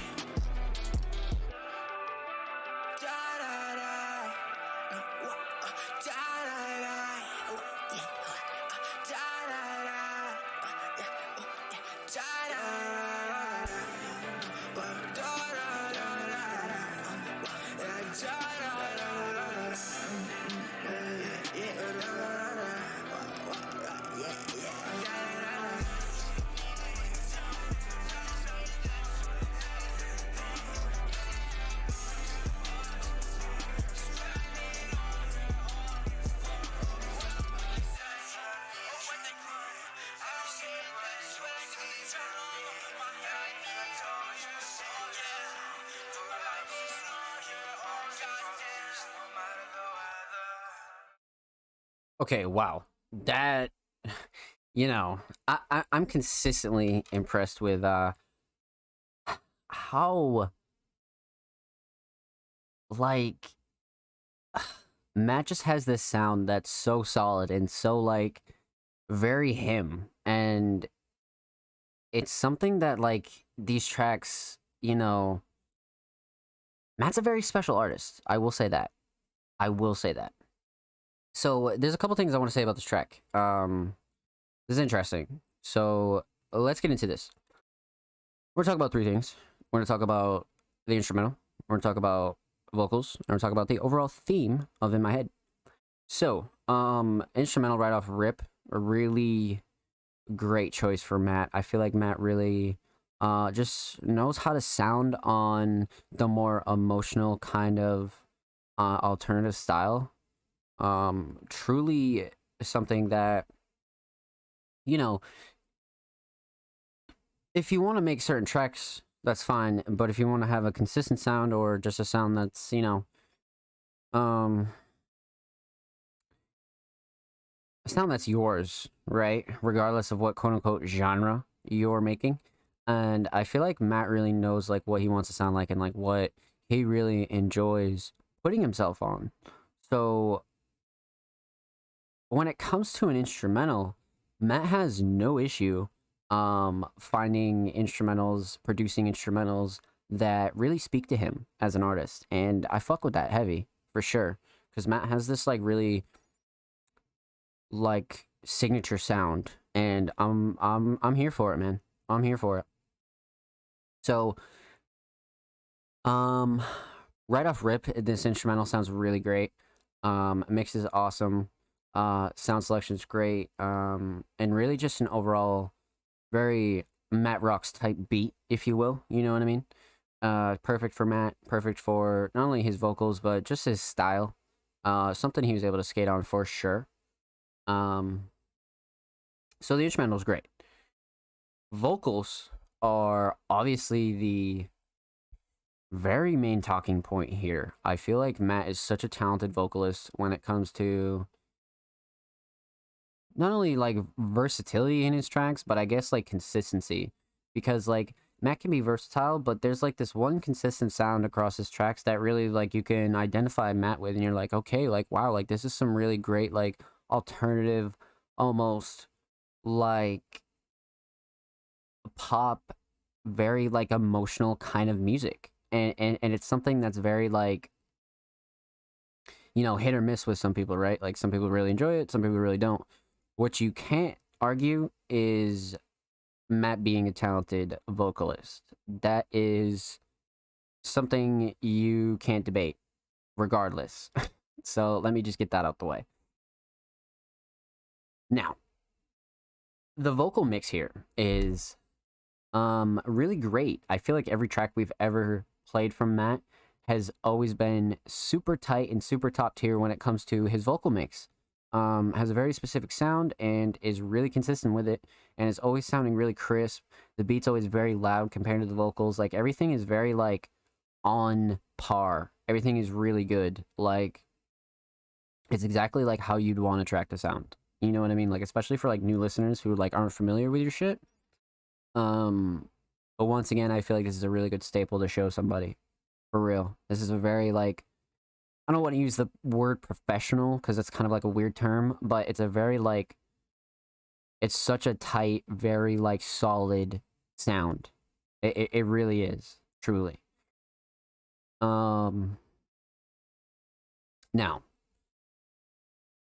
Matt has never really had any sort of trouble performing on a track. I feel like the performance on this one is great. You get a lot of emotion, you get a lot of cadences and flows, and really all wrapped up in like this like solid like highs and lows that you get with like the hook, and like you can really like feel Matt on this one. You know what I mean? Like regardless of whether you relate to the track's content, I feel like you can really relate to Matt and like what he's speaking on this, and it's like genuine is what I mean. It's very genuine. You're like, oh, okay, like this motherfucker is like for real. You know what I mean? Because there are a couple alternative artists in the last few years that have done really well when it comes to making people feel their tracks, right? Like regardless, like I said, of whether you're going through X, Y, or Z, there's no debate that you can feel the energy on this one. So, love the performance, love the recording. Awesome. Lyrical content, you guys know me, very huge on not only emotional music, but like emotional music that not only I can relate to, but when an artist like really like lays some shit down and like some shit that they're going through, whether that be struggles in life, personal relationships, family struggles, like when an artist really like lays down an emotional track, I feel like it not only, like I said, resonates with me, but resonates with a lot of people. And I think tracks like that are super important because they're beneficial to listeners, but they're also beneficial to the artist, right? Because the artist is getting shit off their chest and they'd be making tracks whether you were there or not. So the fact that people come in and support shit like that and can relate is a really good feeling. It's a really good feeling. So I love the fact that this track is very emotional. And not like, you know, because there's two types of emotional, right? Like you could have like really emotional where like even down in the instrumental, like the whole thing is a very somber vibe. Or you have stuff like this where you could rock out, you could vibe out to this. This is like still like a very like turn up kind of song, but like the lyrical content is very like very raw and real. And I feel like that's such a good balance. I'm a huge fan of that balance, right? Because you know you have this really great instrumental that's an awesome foundation for like, you know, to get you moving, and like it's a very great alternative instrumental. And then like you have like the lyrical content where it's super super fucking emotional. Um, those two combos like really just go together like PB and J to me, to be honest with you. And shit, I'm allergic to peanut butter, so but truly like is some PB and J shit. Um, so huge fan of this. I think the writing really stuck out to me. Very well written. The hook is very like seasoned. This is a very like veteran kind of hook. And performed like very well. So like for like an independent artist, for an underground artist, for an artist trying to get their sound out there, I think this is great. I think this is fucking great. So huge fan of this hook, 100%. So lyrical content, vocals, mix, everything about vocals here are great. To talk a little bit about the theme, we've discussed thoughts on this cover, but I think what I want to touch on a little bit more aesthetically is the track titles here. Much like Bloodcat and a few other artists, really customize their own track titles and really like give their own spin on things and really make them feel like theirs. And Matt's no different, right? And I feel like Matt does a good job at like really making tracks like his own. And I fuck with that a lot. So aesthetically, awesome. The theme of, you know, in my head and the lyrics and the vibe, I touched a little bit about on, you know, just a second ago, but really a track that people can get behind and really relate to, because you know everybody goes through shit, right? And not everybody needs all emotional tracks all the time, whether you're making them or listening to them. You don't need to make somber tracks all the time. You can make tracks like this where it makes you move, it makes you like at least gives you like almost like a comfort, because somebody else is, you know, you can relate to, or somebody else is like being real. I think the theme is something that's really dope about this track. And really just, you know, somebody that it is very important to you, and somebody that's very much in your head, and as a metaphor and very literally, this is something that a lot of people can relate to.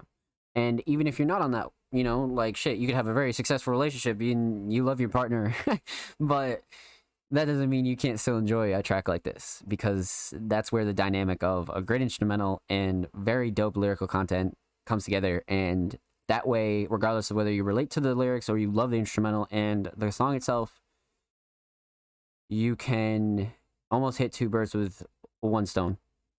So, gotta say, Matt delivered once again. This is awesome, man. Huge shout out to Matt. Make sure you go show Matt some love, man. Matt's approaching 1.6K on SoundCloud. Go show him some love. Lots of bangers. We've played a lot of their tracks, so super talented artists. And of course, make sure you follow Matt on Twitter at MattRocks.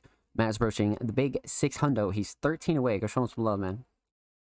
And of course, every artist featured in today's episode and every episode will be linked in the description of the YouTube re-upload. And if you're watching on YouTube, subscribe. We upload twice a week, and we're approaching 50 subs. So, if you've already subbed, thank you. That was a great track. That was awesome. Shout out to Matt. Now, up next, we got the homie Purge of Eden. Now, Purge of Eden is a relatively newer artist that we featured here on Music Mondays. We featured probably 2 or 3 of their tracks, so I'm really excited to get into this one. We originally found Purge through curating for SoundCloud Sunday, and Purge is one hell of a talented artist, like extremely fucking talented, and an artist of very few words. And sometimes, you know, artists like, and I guess not just artists, but people like letting their work speak for them. And Purge definitely gives me that, you know, a little bit of that vibe. Not like overall, but Purge just has that sort of effect with their music. So they submitted a track titled Vices. Let's check this out. Pop this open, a new tab, Rooney. Oh shit, this one's tagged drill. Let's get it. Lots of love on this too. Lots of love on this. 2 months ago, so relatively new. Waveform looks crazy.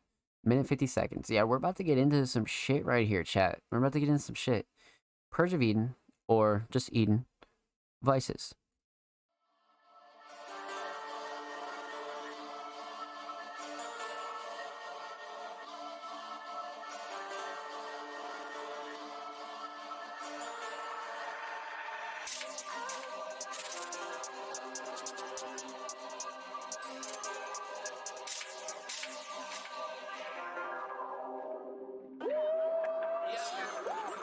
These niggas be snitching, niggas be talking a lot like they in the hood, back in the spots. All of that dope, all of these things that I got, slice shit from bottom to top. Niggas they face, smoking in nuts every day. Might fucking move to LA, try some pain, give me some fun to my name. Even then I wouldn't change. I'm with my brothers, only a few, only the crew in this bitch. Tell niggas stay out the way, pull out the bag, ignore the boom and the shit. Always back to the fray, right of the day, dark of the night. Niggas gon' pull up and fight, demons go into my brain. All in my thoughts, running around in the button.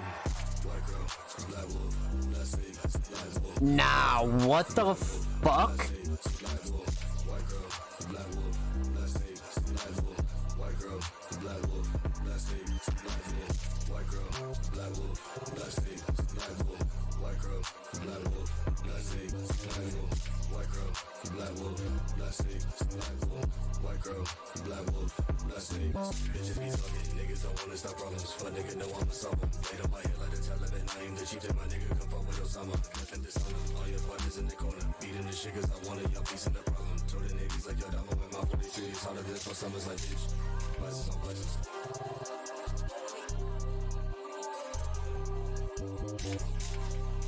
Wow.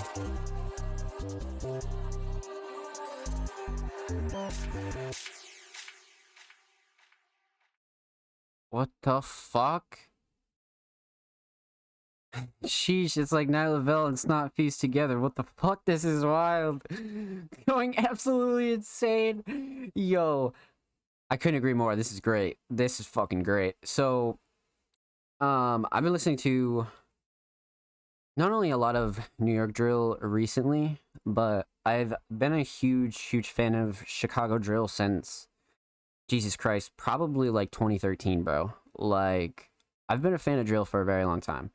UK drill as well recently, but I've always listened to Chicago drill, and this is such a good spin on like modern drill. Like, I fuck with this heavily. So, Miss a banger. Yeah, it was just it was crazy. It was crazy. So, let's break this down by three topics. We're going to talk about the instrumental. We're talking about vocals. We're gonna talk about the overall theme of Vices. Um, the instrumental is through and through a very good modern drill instrumental, man. Sound selection great. 808s really are godfather here, to be honest with you. I love the drums on this. And really just a very simple melody and really just let the drums speak. So I'd say the mix is very solid as well. Huge fan of the mix. Eden's vocals were perfect for this. Not only with their mix, but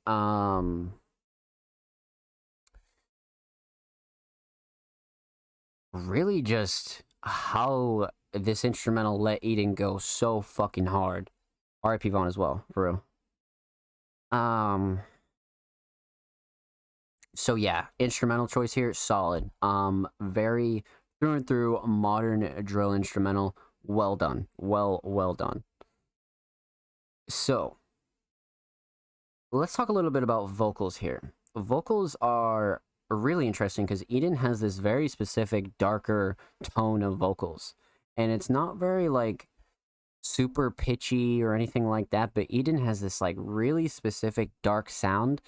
And when you combine it with a fucking drill beat, you get this. And wow. Much like chat said, like this went fucking hard. This went really hard. I'd like to hear a lot more of Eden and like this style. I feel like this is a style to capitalize off of, right? Because Eden has this like dark undertone combined with like this really aggressive like beat selection that's either very dark or just like a drill banger that's like very modern and like up to date. So vocals here are huge. Love the mix. Love the mix. But I think the shining star here for me, for sure, is the cadence and the flows, man. This motherfucker Eden slid on this. Like the switch up of flows, like the way that Eden was able to like really like because this is a pretty wild beat, right? Like it takes like a special kind of artist to really like make this beat their own. You know, was not being like quote unquote mediocre, and Eden delivered on this for sure.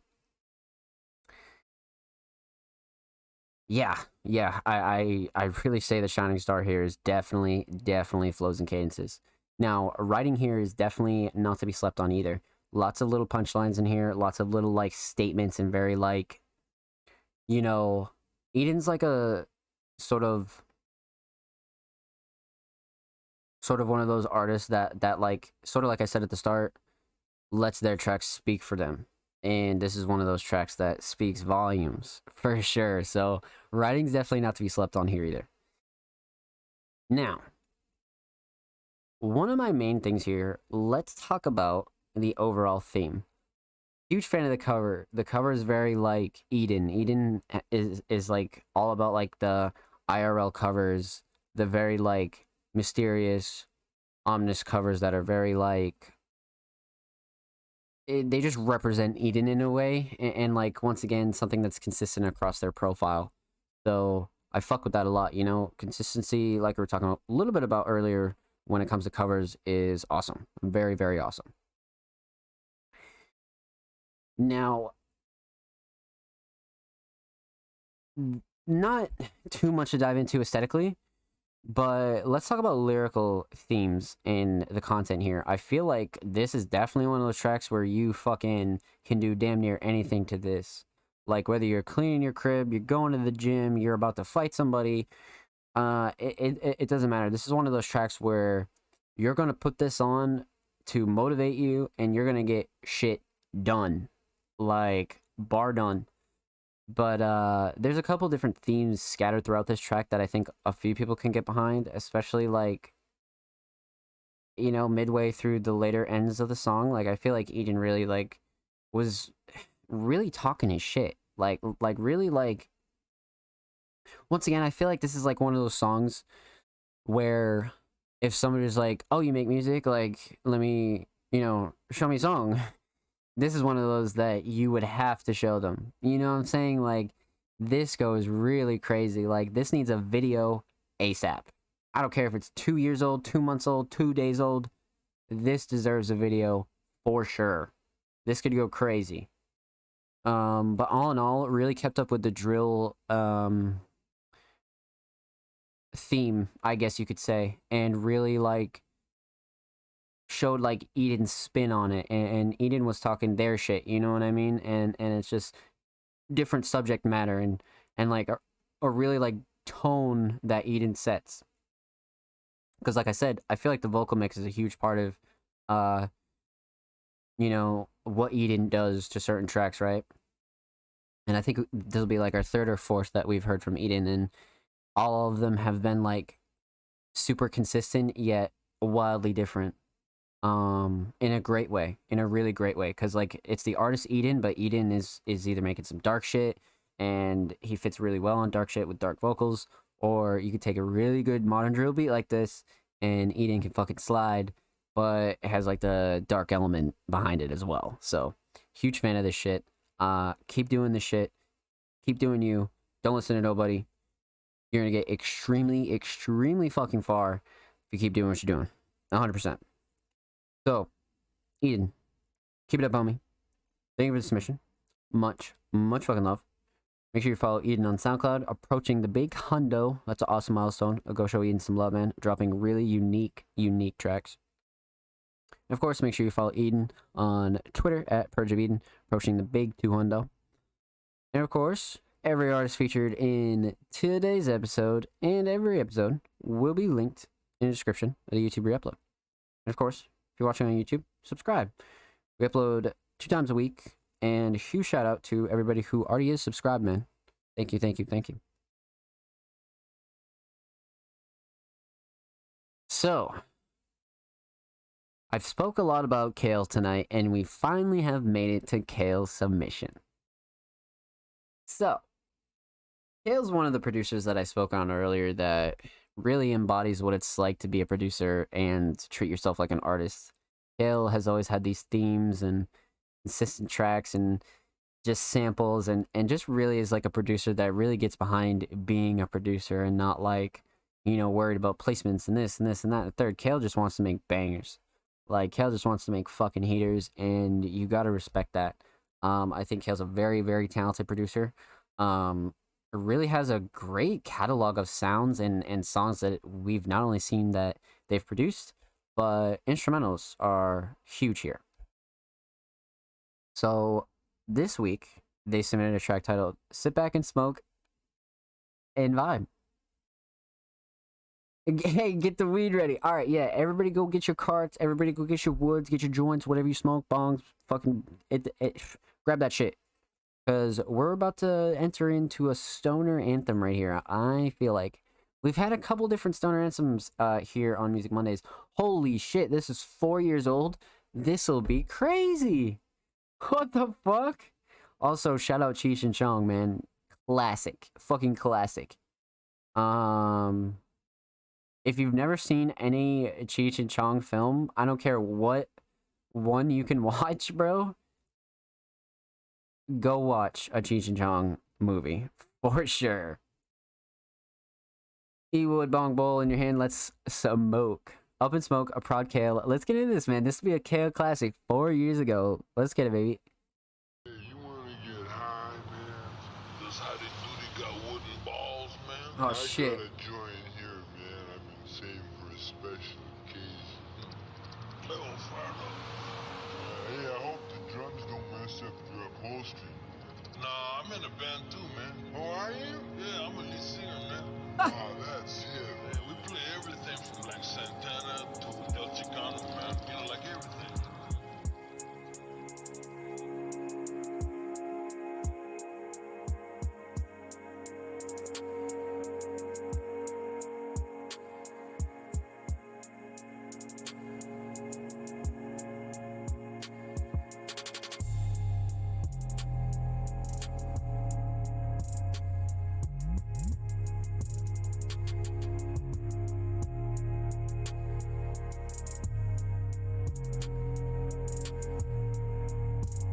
Wow.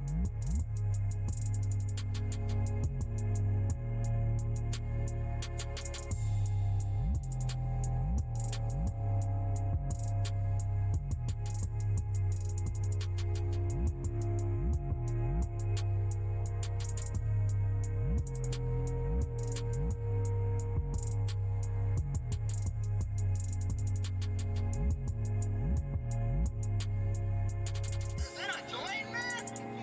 God damn, this is like a quarter pounder, man.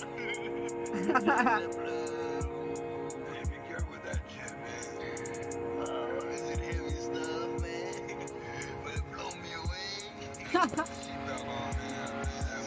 I've been smoking since I was born, man. I could smoke anything, man. You know, like I smoked that Michoacan, man. Acapulco Gold, man. I even smoked that tight stick, you know. Tight stick? Yeah, you know, that stuff is tied to a stick, you know? Yeah, tight stick? Yeah, that didn't even do nothing to me, man. I could probably smoke this whole joint, man, and still walk away, man. Wouldn't be no problem at all, man.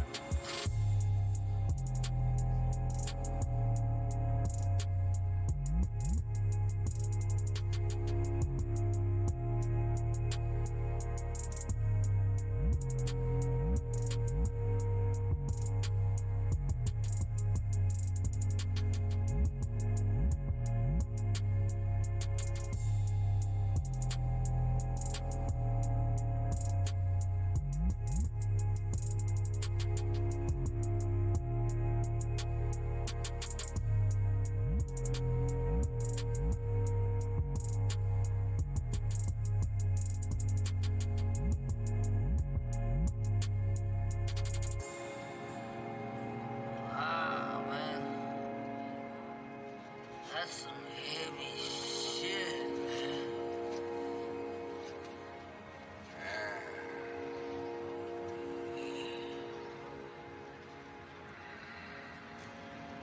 There's some heavy shit, man. Let's fucking man. get it, Mark. Am I driving okay? Oh shit. I think we're parked, man.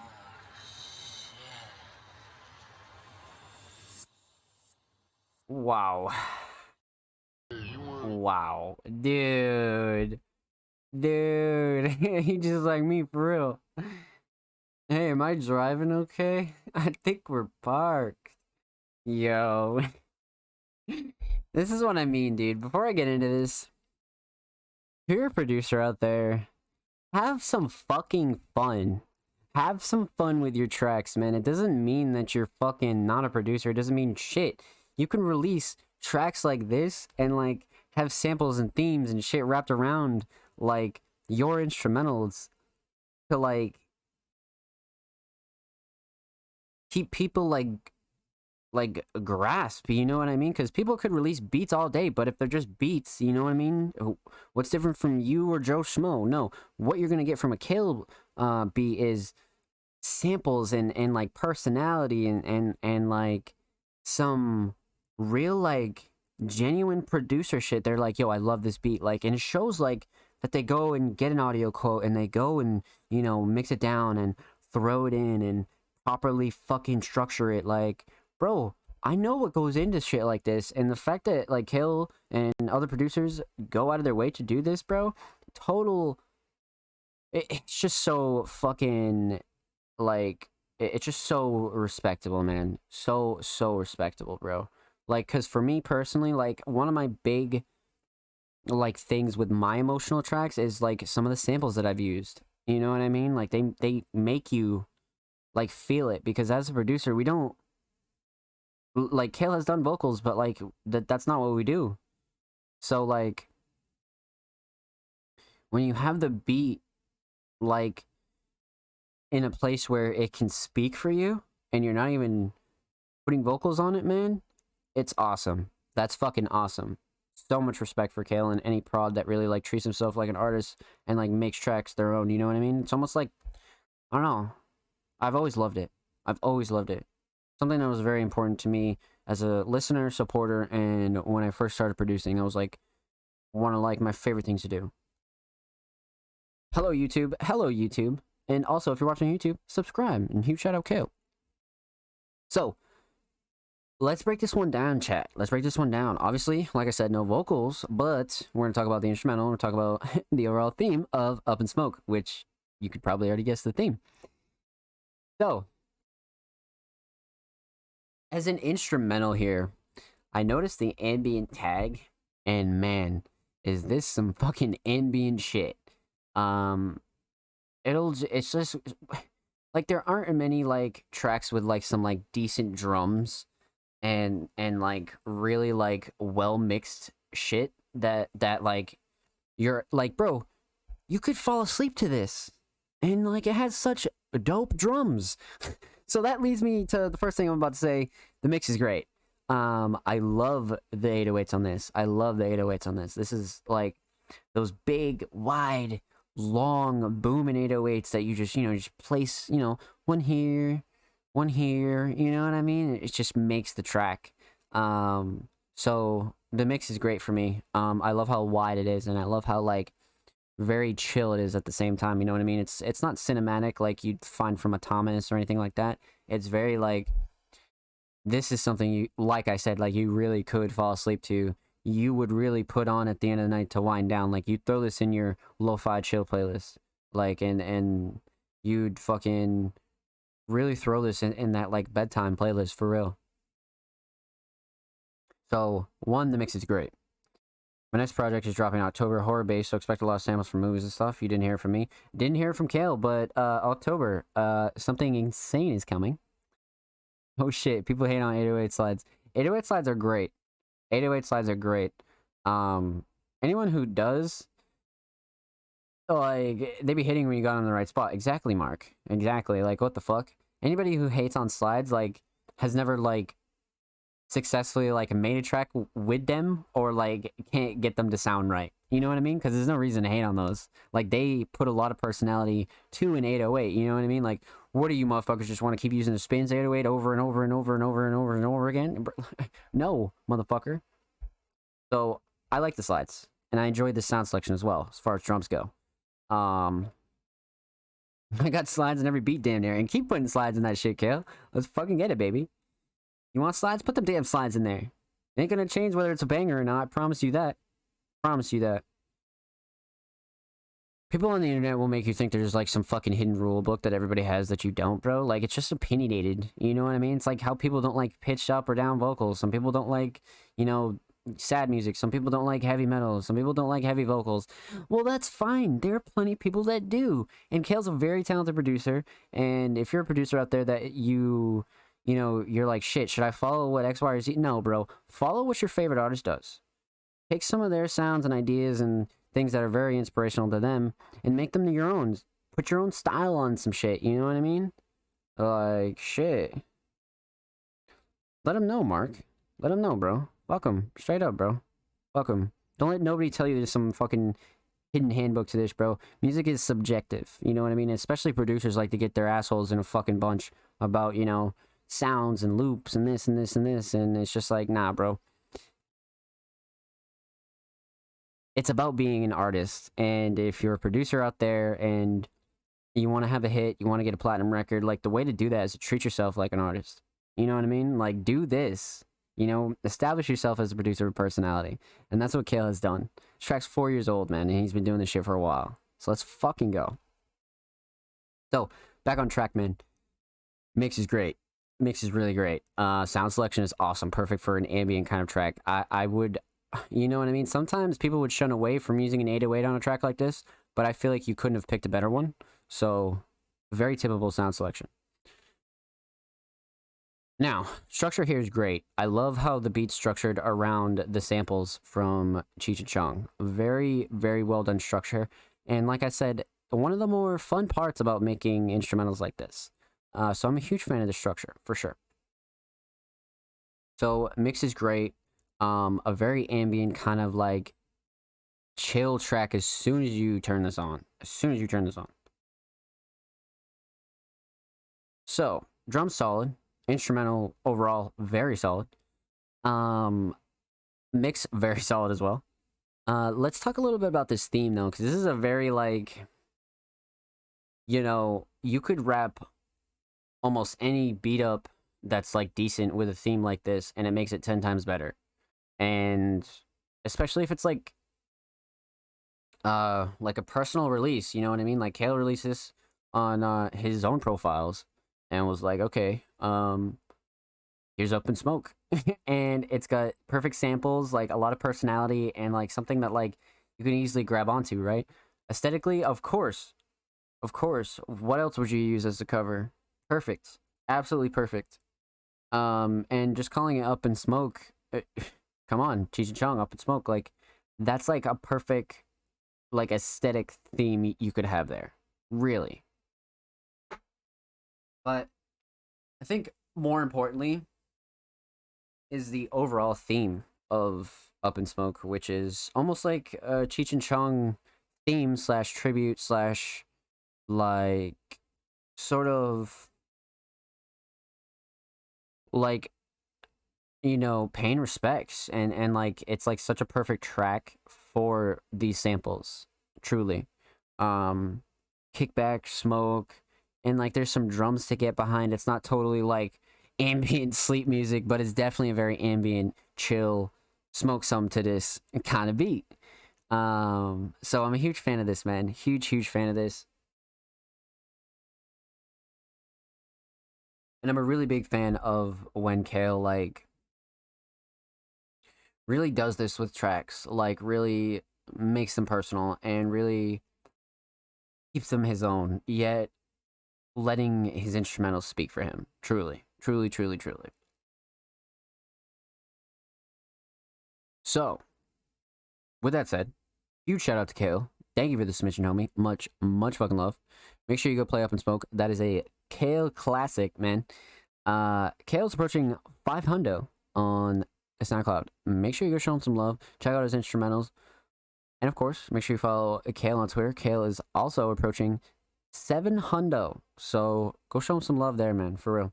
And of course, if you're watching on YouTube, make sure you subscribe. We're approaching 50 subs. We drop 2 times a week on YouTube. And make sure you show some of these artists some love, man, for real.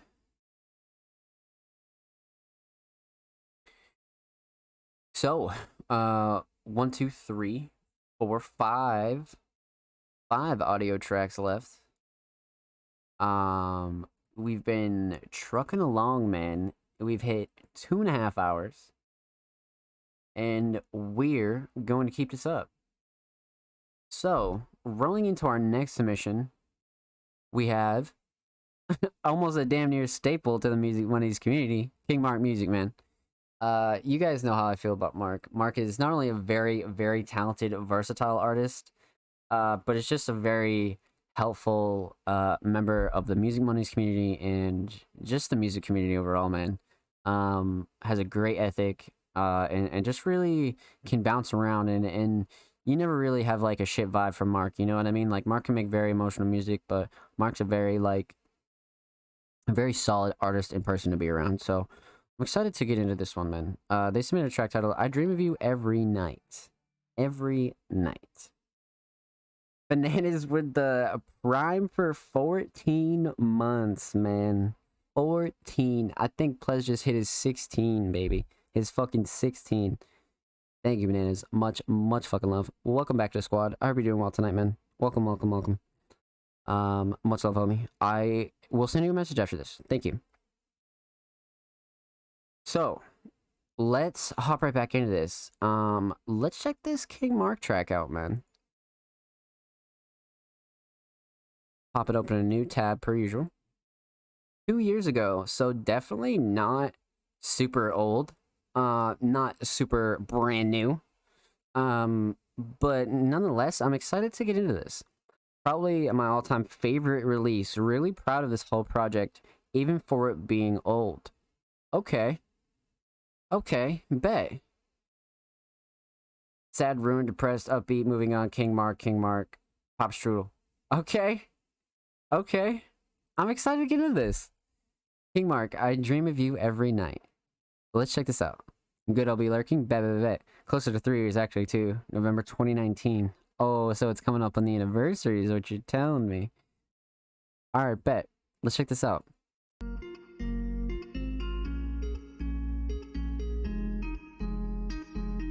Wow. Fill me up and break me down. She says she loves me. I don't know. I'm living up. Things different now. Whip setting cruise control.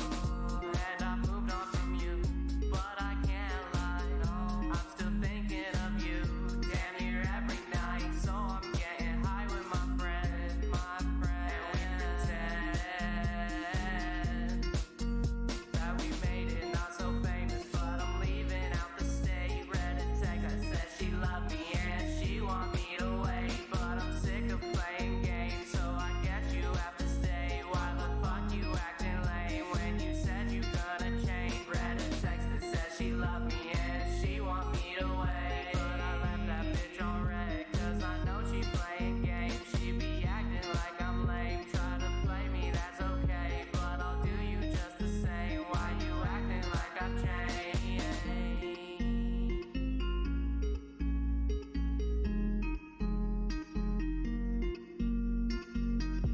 And I'm still a piece of shit like you thought I was. And I didn't point 'em out, but fuck your flaws. Now I'm whipping foreign cars, well maybe not, but I got these dreams of me going to the top.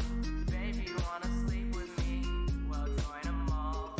Things are deeper than they seem, well maybe not. And she gonna hit me up, I tell her no way.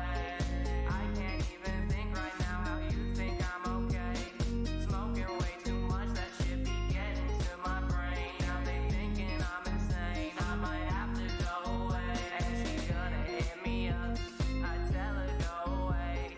I can't even think right now how you think I'm okay. Smoking way too much, that shit be getting to my brain. Now they thinking I'm insane, I might have to go away.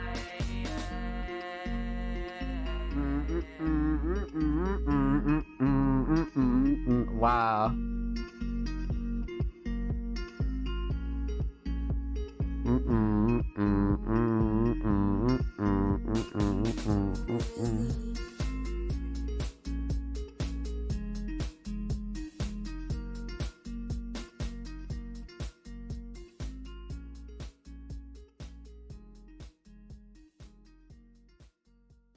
Wow. That was a really, like, bro. Fucking Mark, man. Like, every time we hear, like, a really good classic Mark track, like, you can see the progression and, like, where, like, he got his versatility from. Like, Mark has been in this shit for a bit. And not, like, fucking 10 years or some shit like that, you know what I mean? But Mark's been around, you know what I mean? Like, Mark's a very talented artist when it comes to this shit.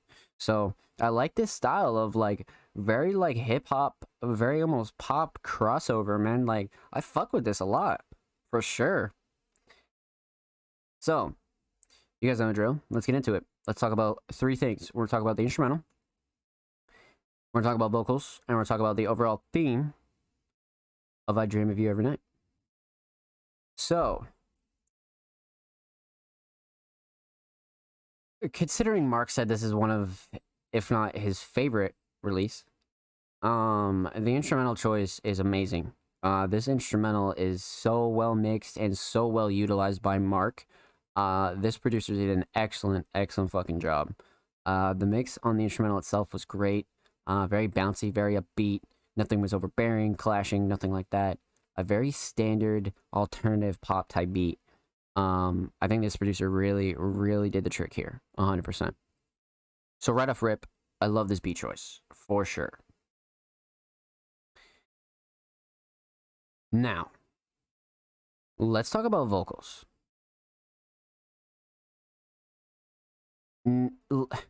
Mark is such a unique artist in the aspect that he can sound good on any type of mix, and really, like, regardless of if it's 2 years old, 2 days old, 2 months old, Mark's always, like, an artist that really crafted their mix on what they really had in, like, in their head for the vision.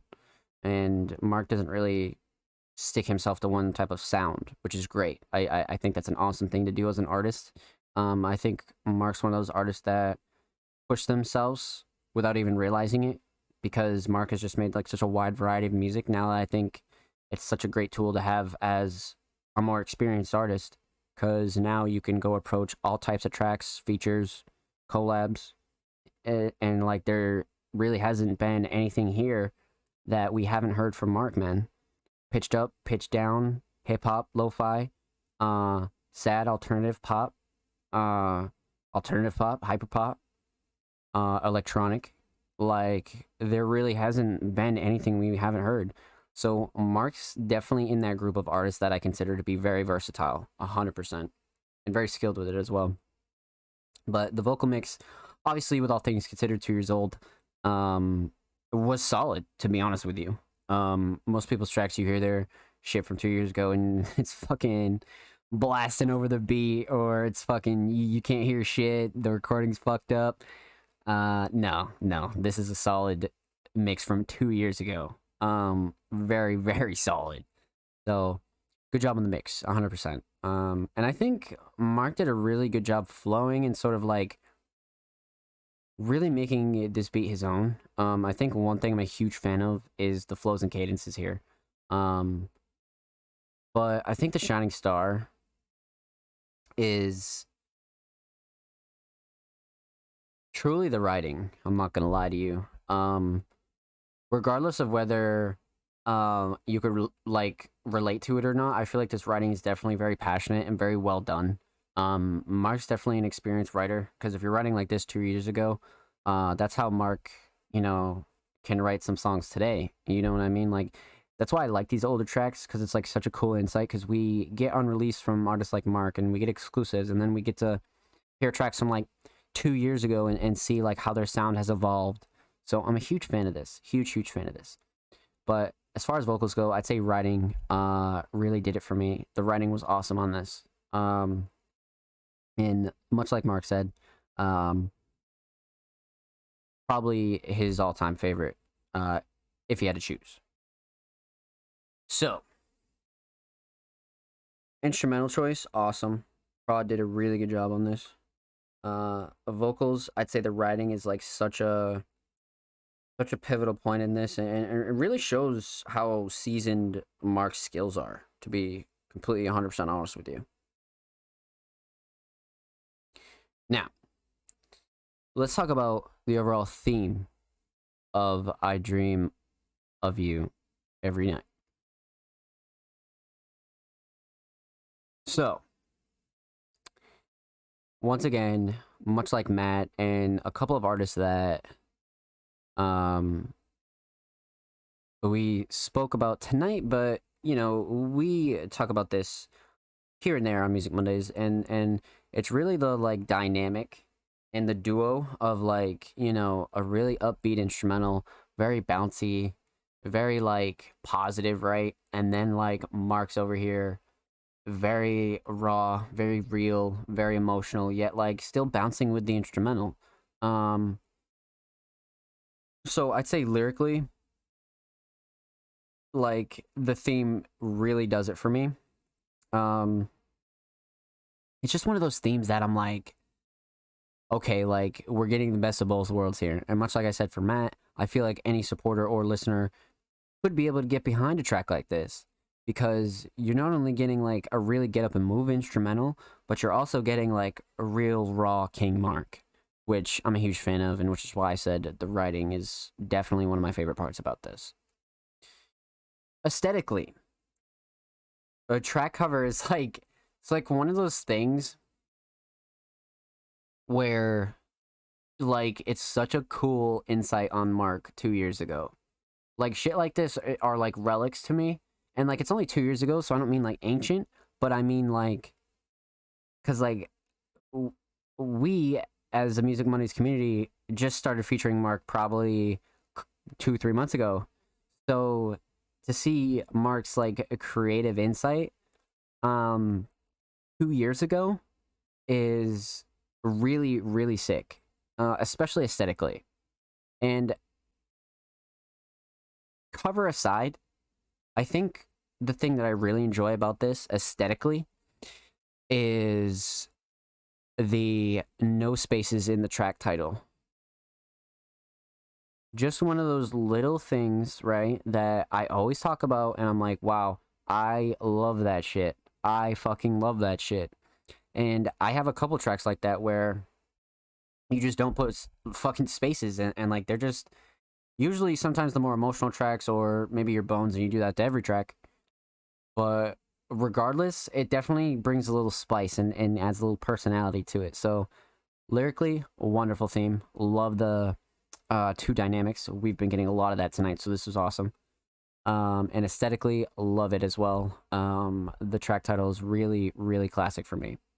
So coming up on the 3-year anniversary of this too, which is really sick. Really, really sick. Wow. Awesome job, Mark. Awesome fucking job. So with that said, shout out to King Mark. Thank you for the submission, and thank you for the insight on some classic King Mark tracks, man. Make sure you follow Mark on SoundCloud. He's approaching the big 140, man. Go show him some love. And of course, make sure you follow King Mark Music on Twitter. Approaching the 250, man. 250 is a really dope milestone, and Mark's got the really perfect ratio of tweets, music tweets, and just straight memes. So go show him some love. It's really the best of both worlds over there. So, per usual, with that said, huge shout out to King Mark and every artist featured tonight on Music Mondays, episode 70. Make sure, if you're watching on YouTube, you subscribe. We're approaching 50 subs. We upload twice a week. And check the description box for links to every one of these artists, man. I love you, Tom. I love you too, Mark. Thank you for the submission, Army. Mucho love. So, 1, 2, 3, 4 audio tracks left. I think I've been doing these in 4s. Yeah. We've been doing these in 4s. So we hit up Thomas. We did up Sono. We did Cole. We did Bloodcat. We took an intermission. We did Matt. We did Eden. We did Kale. We did Mark. I think it's time for maybe a 2-minute intermission. Just because tonight will be a little bit of a longer show. So your boy did strap up with the coffee, which means I do gotta piss. And always take 2 minutes to stretch, you know what I mean? Because actually, you know what? Yeah, let's talk about that for a second. As you guys know, this is not the only day a week that I stream. And as artists and creatives, sitting at your desk and sitting in the studio and doing creative things can be very strenuous on your body. So just to talk about this for a second, every once in a while, make sure you get up and stretch. Drink plenty of water. Don't be sitting for 5, 6, 7, 8 hours straight without getting up or without eating or anything like that. Like, to work properly and to really make yourself like separated from the rest of these people who claim they put in work, take care of yourself. Like, take it from me. Like, literally take care of yourself, man. Drink plenty of water. Sleep as much as you can. Stop stressing about the bullshit. And when you're working long hours, when you're creating long hours, take care of yourself. For real. Whether that be stretches, take some time to meditate. Meditation is a really, really beneficial thing. And it sounds fucking stupid. You're like, what the fuck? No, bro. Go try that shit. It's something that not only I recommend, but has definitely changed a lot of people's lives that I know and have seen. Definitely take some time for yourself, man. For sure. So, up next, we have 1, 2, 3, 4 audio tracks. And then we get to move on to 2 visuals tonight. We have a visual from Tone Deaf Sound, and Tone Deaf is a first-time submitting artist. And we have our usual Offspring Mysterious track, or short film, which will be awesome because we have more basketball and more Offspring Mysterious shenanigans. So, after intermission, we have a Ghost Candy and 3 more audio tracks. So, we'll play our lo-fi playlist again, man. I'll be back in 2 to 3 minutes. Sit tight, go get a snack, go stretch, go get some food, go hit your blunt, go get a bowl, and Music Mondays. We'll be back.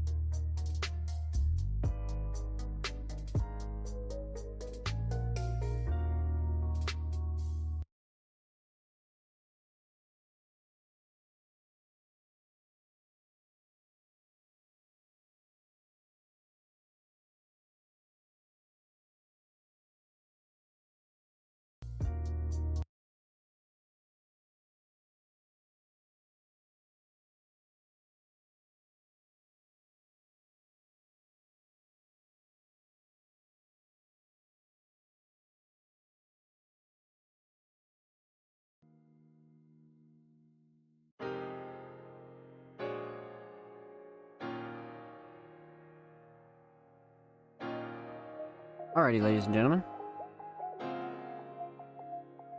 Let's hop right into this, man. We'll pause our copyright-free lo-fi. And we're gonna hop into our last batch of audio submissions. So, up next we got the homie Ghost Candy, man. Ghost Candy recently featured on Curry Case of the Mondays and is really an OG around the Music Mondays community. One of the very first raw, super talented underground artists I had found in Music Mondays early on last year. So huge shout out to Ghost for sticking around, man. A real one right here, for sure. So this week they submitted a track titled Fuck Me Up or Go Fast. So let's check this out. Off of the same project as the track we reviewed last week. 8 months ago, so not super old either, which is very interesting. I'm excited to get into this one, man. Ghost is one of the more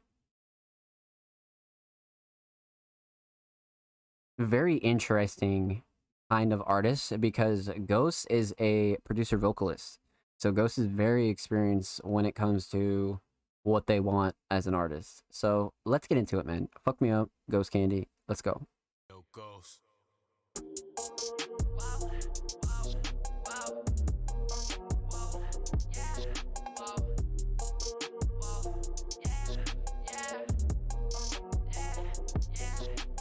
I'ma go fast, I'ma go dash. Fly first class, I like the masses. Time to skirt, pop me a perk. Set for school, fuck them classes. Got that triple for activity. Better watch it when we talking green. You know I got that boy fleeced. I'ma get this paper, I'ma get this shit. Fuck me up, drugs. Fuck me up, fuck me up, drugs. Fuck me up, fuck me up, drugs. Fuck me up, fuck me up, drugs. Fuck me up. I'ma go fast, I'ma go dash.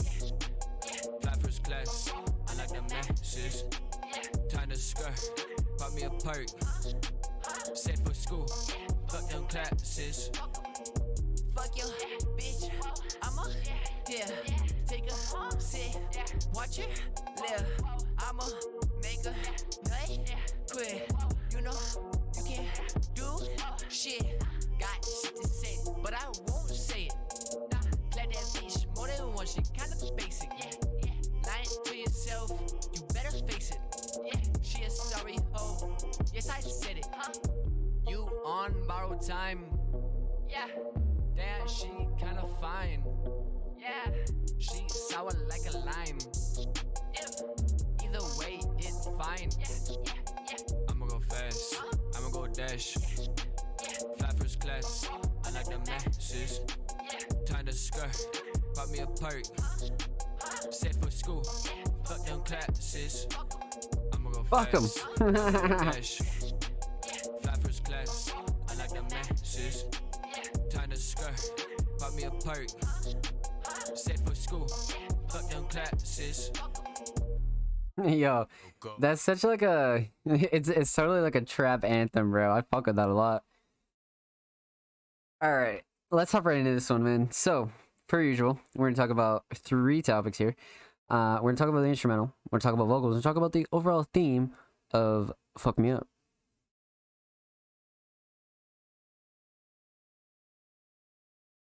So, right off rip, the instrumental, I assume prod Ghost Candy. Especially if there's no credit, definitely prod Ghost Candy. But man, what the fuck? See, I remember Ghost being like one of those very, very talented modern trap producers, and this is definitely giving me those vibes again. That's not the only type of sound that he touches on, but definitely does a very good job at it, for sure. So, as far as the instrumental goes, first off, the mix is very solid. The 808s really knock. Nothing's too clashy, overbearing, or anything like that. Very solid Ghost Candy, well-rounded instrumental, 100%. Big fan of the mix. Sound selection's great.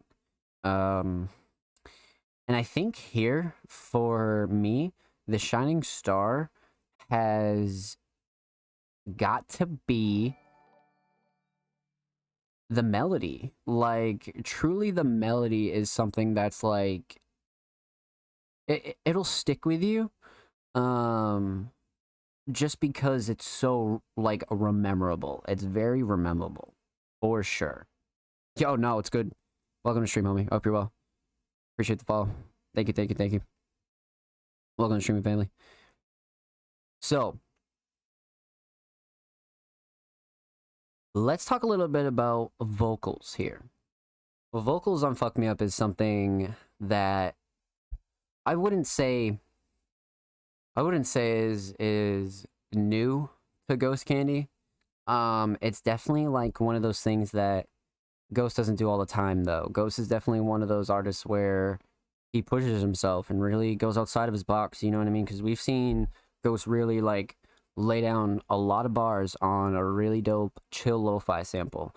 We've seen Ghost really just knock it out of the park with just instrumental releases.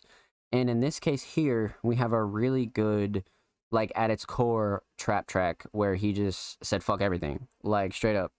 And sometimes as an artist, like, these are the kind of tracks you need to make, you know what I mean? Like, they're not so much for the people as they are for the artists themselves. It's very important that, you know, people recognize that, right? Because it's not like this is, like, aimed at, like, any, like, sort of audience or anything like that. It's more so this is a Ghost track for Ghost, and definitely one of those tracks that, like, you could throw in an album like he did, and a lot of people would be able to relate to it for sure. Submissions are currently closed for the night. Submissions closed. Make sure you follow us on Twitter if you want to submit, my friend. So, vocals are something that's very, like, you know, Ghost is versatile, very, very versatile. But this track sort of, I don't want to use the term, like, dumbs down his vocals, but lyrically it's definitely relatively simple. Definitely relatively simple. But where vocals didn't really hit, I feel like the beat made up for it. You know what I mean? And like, those are like two, I don't want to say elements of trap, but like really something that makes like a simple track really good, right? Because vocals are simple, but you want the instrumental to really fill in the ins and outs and really like really nail the vision that you are aiming for, right? So here, lyrically, the writing wasn't too deep, but all in all, this wasn't really a track about, you know, a deep subject matter. You know what I'm saying? So all in all, vocals definitely hit the nail on the head for me. As far as like what the vision is. Now, the mix. Let's talk about the mix here. Ghost has never really been an artist, from my experience, that truly has had like a quote unquote inconsistent mix, but definitely an artist where has like he knows what he wants to sound like on every track, regardless of whether it's lo-fi, hip-hop, trap, samples, anything like that. So a very important part here is the mix, for sure.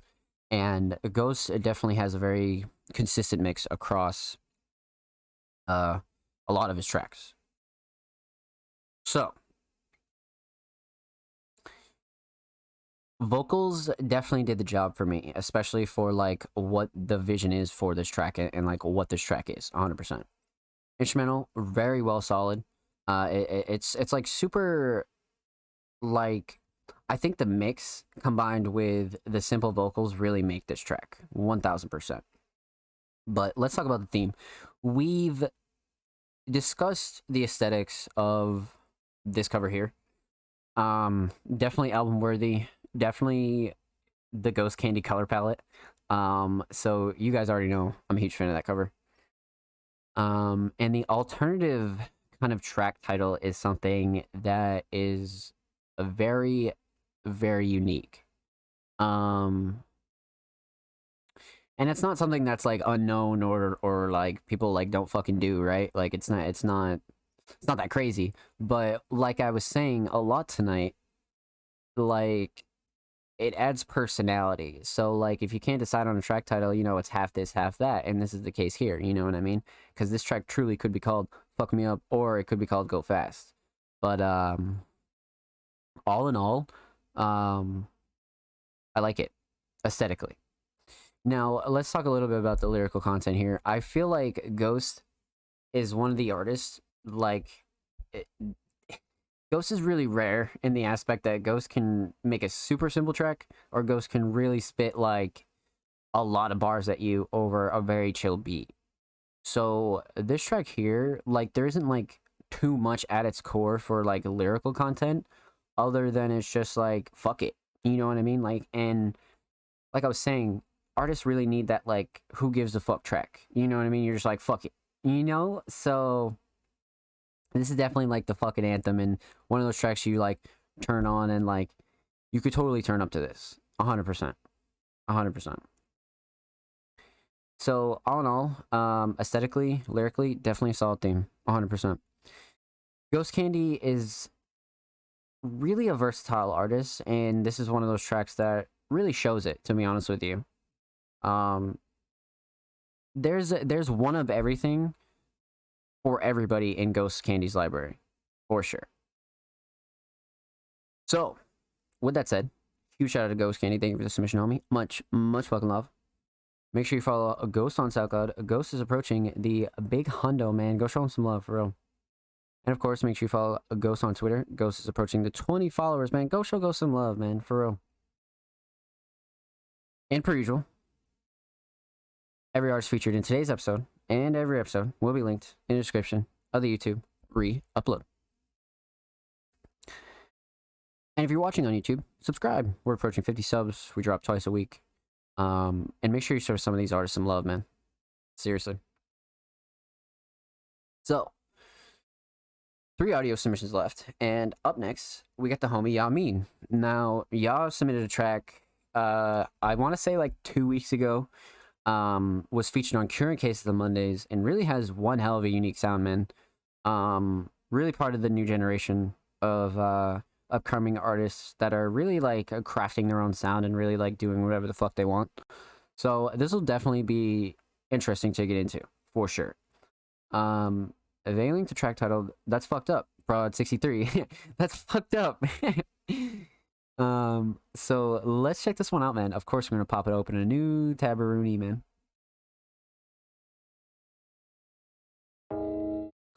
Now the waveform's crazy. We're definitely gonna be in for some shit for sure.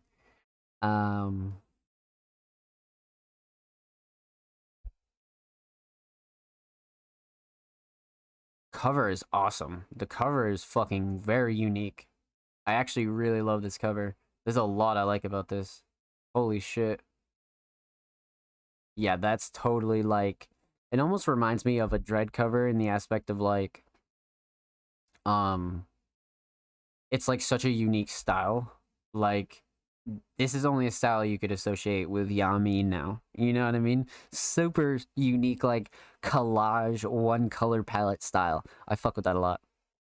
So, let's get into it. Yamin, That's Fucked Up. Prod 63.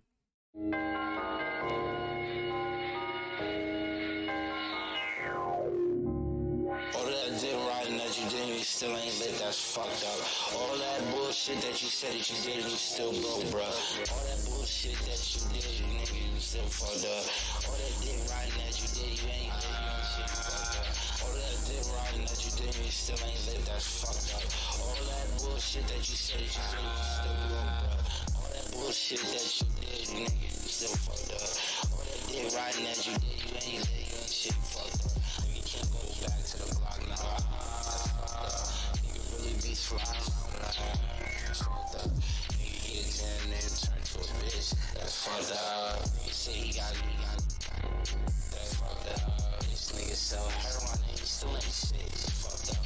This nigga say he really can't do it, he not, that's fucked up. Nigga knows man is down bad, real down bad, that's fucked up. I don't know about you niggas, but I don't talk about that's fucked up. I don't know about you niggas, but I really keep that, that's fucked up. I don't know about you niggas, what you be saying, but I really go, that's fucked up. Pills in my body, got nigga feeling fucked up.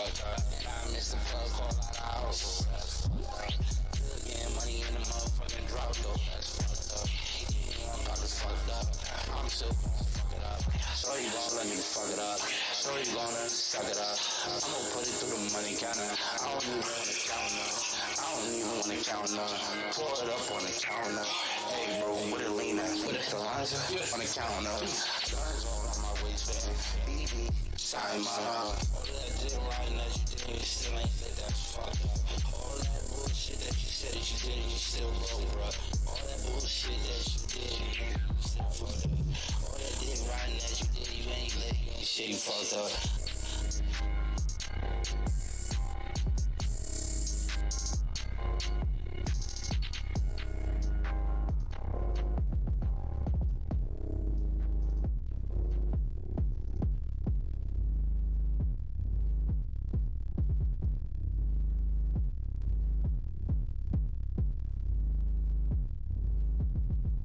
Wow.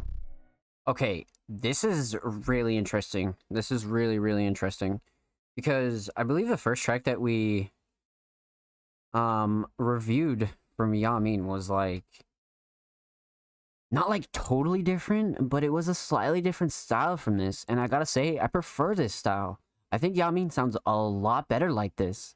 I like this mix. It's a very like grimy, like muddy kind of like yeah, fuck with this. Hold on.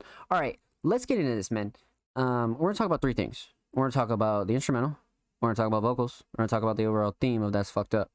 So instrumental wise, Yamin definitely loves the a very alternative trap style. It's like such an alternative trap style, but like it's like such it's very common. It's very common for artists to really gravitate towards some shit like this, and I think that's awesome because like more and more people are finding new ways to create songs that they enjoy, right? And there are really no like,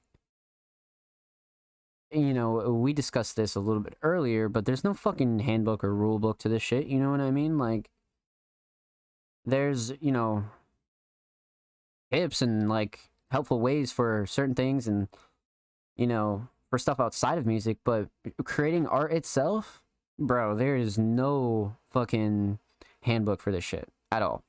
So if you want like an instrumental that's so like it's like almost the definition of alternative trap and you really just want to spit on it the whole time, I think that's sick. I think that's really fucking sick. And like it's a style that's like not really like overdone, to be honest with you. Like especially in like independent and underground artists, it's really not a style that's like super like popular and people are trying to use it to like get on, you know what I mean? Because you see that a lot and artists like to follow trends and shit like that. This is definitely not a trend. I like this. So instrumentally, 63 definitely did a solid job at really getting the sound that I think Yamin really wanted here. And Yamin probably heard this and was like, yo, I want that shit. So really solid instrumental choice and really like shows that Yamin knows what he wants as an artist and a vocalist. You know what I'm saying? And I just really enjoy the alternative trap style, especially when you're considering the lyrics here. So solid instrumental choice for sure. Mix was slightly muddy, but that's not like, that's really like something you could like do on purpose. You know what I mean? You're like, nah, like I want that shit muddy. So solid, definitely solid. So let's talk about vocals. Vocals here, like I said right off the rip, like I like this style of Yamin, like preference wise, right? Because other people might like other shit from Yamin. This is just my take on it. I really enjoy this style because it's still like muddy, it's still like super mixed and super like very like Yamin's personal style, right? but I feel like this almost fits him a little bit better. Like, you can hear a little bit more of the personality and a little bit more of the emotion, and like especially when recording like almost like a anthem like this, like you could hear a little bit of the more like personality with Yamin, and that's what I like about this mix. So huge fan of this mix, especially from the last track that we listened to, because that was a solid mix. It was just different, you know what I'm saying? And this one is kind of like, I'm pretty sure it's a little bit older, so this is like a rare insight on like what Yamin was doing like a year ago. So yeah, mix really dope, especially like when you're going for that grimy, muddy style. This is like the perfect like sweet spot in my opinion, especially for somebody like Yamin, because like I said, not really a super pop and popular style that's like overdone or anything. So Yamin could really make it personal. Now, let's talk about really what I think is the shining star here when you're considering vocals. I'd say the lyrical content and the recording like together, because you could have the good lyrical content, but the recording could have been not as like emphasized and not as much like personality. But here you have the best of both worlds, right? Because you know the theme is pretty obvious here, and when you have a theme where it's just like, oh yeah, you said you're on, but you're not shit. Oh yeah, but that's fucked up. Like when you have that kind of vibe, you've got to like record it and like have that attitude with it.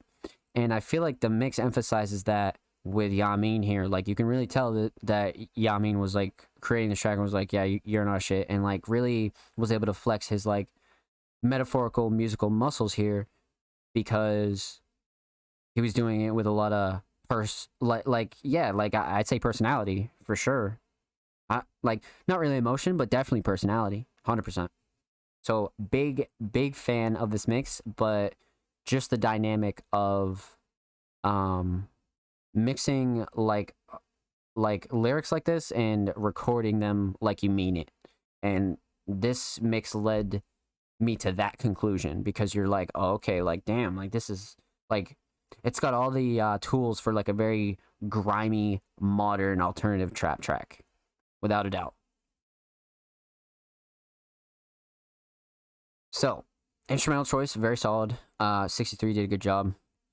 Vocals, I like this mix as opposed to the other mix for sure, but either way, I think Yamin definitely has like a very personal style that's exclusive to him. So either way, I think both work, to be honest with you. But for this particular track, I feel like this mix and the lyrical content made any first-time listener able to like really get the attitude and the vibe and the vision of That's Fucked Up. So, instrumental, very solid. Vocals, very solid. Let's talk about the overall theme of this track. Aesthetically, the one-word track title is, once again, I think I said it about Mark. Yeah, tonight we were talking about, you know, the non-spaces. And it just adds a little bit of personality, you know what I'm saying? And then even here you have all caps and fucking it's very like exclusive to Yamin, you know what I mean? And just a little dash of personality, you know what I'm saying? So little shit like that matters. But when you're talking about the cover, I spoke about this a little bit, but I'm a huge fan of this collage style. And I only had like one or two other artists really like make some shit like this where I was like, whoa. And this is definitely one of them, as to where like the foundation of this is great, the color palette's great, but I think the collage style of everything going on here is really like my favorite part. Definitely like a very unique cover, and makes it, this like looks like the song sounds, for sure. For sure. So this is a cover that like, you know, fucking nails the vibe for me. Lyrically, let's talk about the theme here. That's Fucked Up is one of those songs where lyrically, like, you can get the theme right off the bat, you know what I mean? It's just like, oh yeah, you say this shit, but you know, you're not shit, that's fucked up. Oh, you say you're this, that, and a third, but you're not, that's fucked up. So definitely like one of those lyrical themes that's like you could get behind it, but it has that like unique sound to it where you're like, damn, this is crazy. So it's a really big advantage having a track like this, to be honest with you. Because you have this very unique, almost different alternative sound matched with very real lyrics that, you know, are performed in a way where it's like, okay, you could get behind this shit for sure. So that's fucked up. Definitely did it for me in terms of like being raw on the track, but also being very unique and personal. And like making a track yours. You know what I'm saying? So with that said, huge shout out to Yamin. Thank you for the submission, homie. Much fucking love. Make sure you follow Yamin on SoundCloud. He's approaching the big 150, bro. Go show him some love. And of course, make sure you follow Yamin on Twitter. Yamin approaching 300, man. That's a good ass milestone. Go show him some love. And of course, every artist featured in today's episode and every episode will be linked in the description of the YouTube re-upload. And if you're watching YouTube, subscribe. We upload twice a week. We're approaching 50 subs. And if you're already subbed, thank you. And if you're new here, make sure you sub. Show these artists some love, man. For real. Yo, Mac, what's good, homie? Hope you're well. Welcome. So, up next, we got the homie Mac 2 times. And we have 2 audio submissions left, and then we have 2 visual submissions. And that'll wrap up submissions. So let's check these 2 out, man. First up, like I said, we got the homie Mac. Now, like I said, Mac is an artist where man, like I'm always very proud of Mac when I hear new tracks, and like there's always like new progression and new Mac always listens to the reviews and, you know, takes what the chat says, what we say, and really takes it home and takes it back to the lab and was like, all right, like I'll just keep working, keep improving, keep doing my thing. And Mac's one of the artists where like we really watched him like progress in front of our eyes. It was really cool to see. Really fucking cool to see. So I'm excited to get into this one, man. This week Mac submitted a track titled Demons in Me. And I wonder if Mac is still hiding emojis in the cover. I think I found it. Did I? Oh no, it's right there. I'm tripping. There's a water drop right there. It's right there. Let's fucking go. So if you're not here every week and you don't remember, Mac is currently hiding emojis in all of his new release covers. And that's definitely something I would even put in the description, Mac, as well. I would definitely put this in the description. Be like, yo, can you find the emoji? Like, I think that's a super unique idea. And especially for us in the show, really something dope to get behind, for sure. You know, first impressions on the cover, Demons in Me is definitely like, you can understand, you know what I'm saying?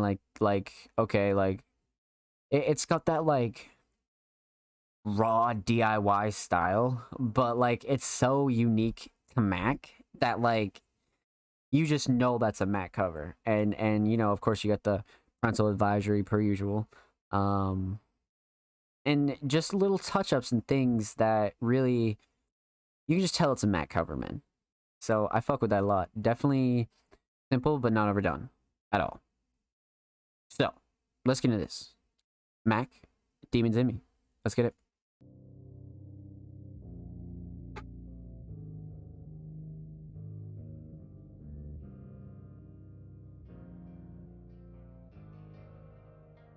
Berta's Bass.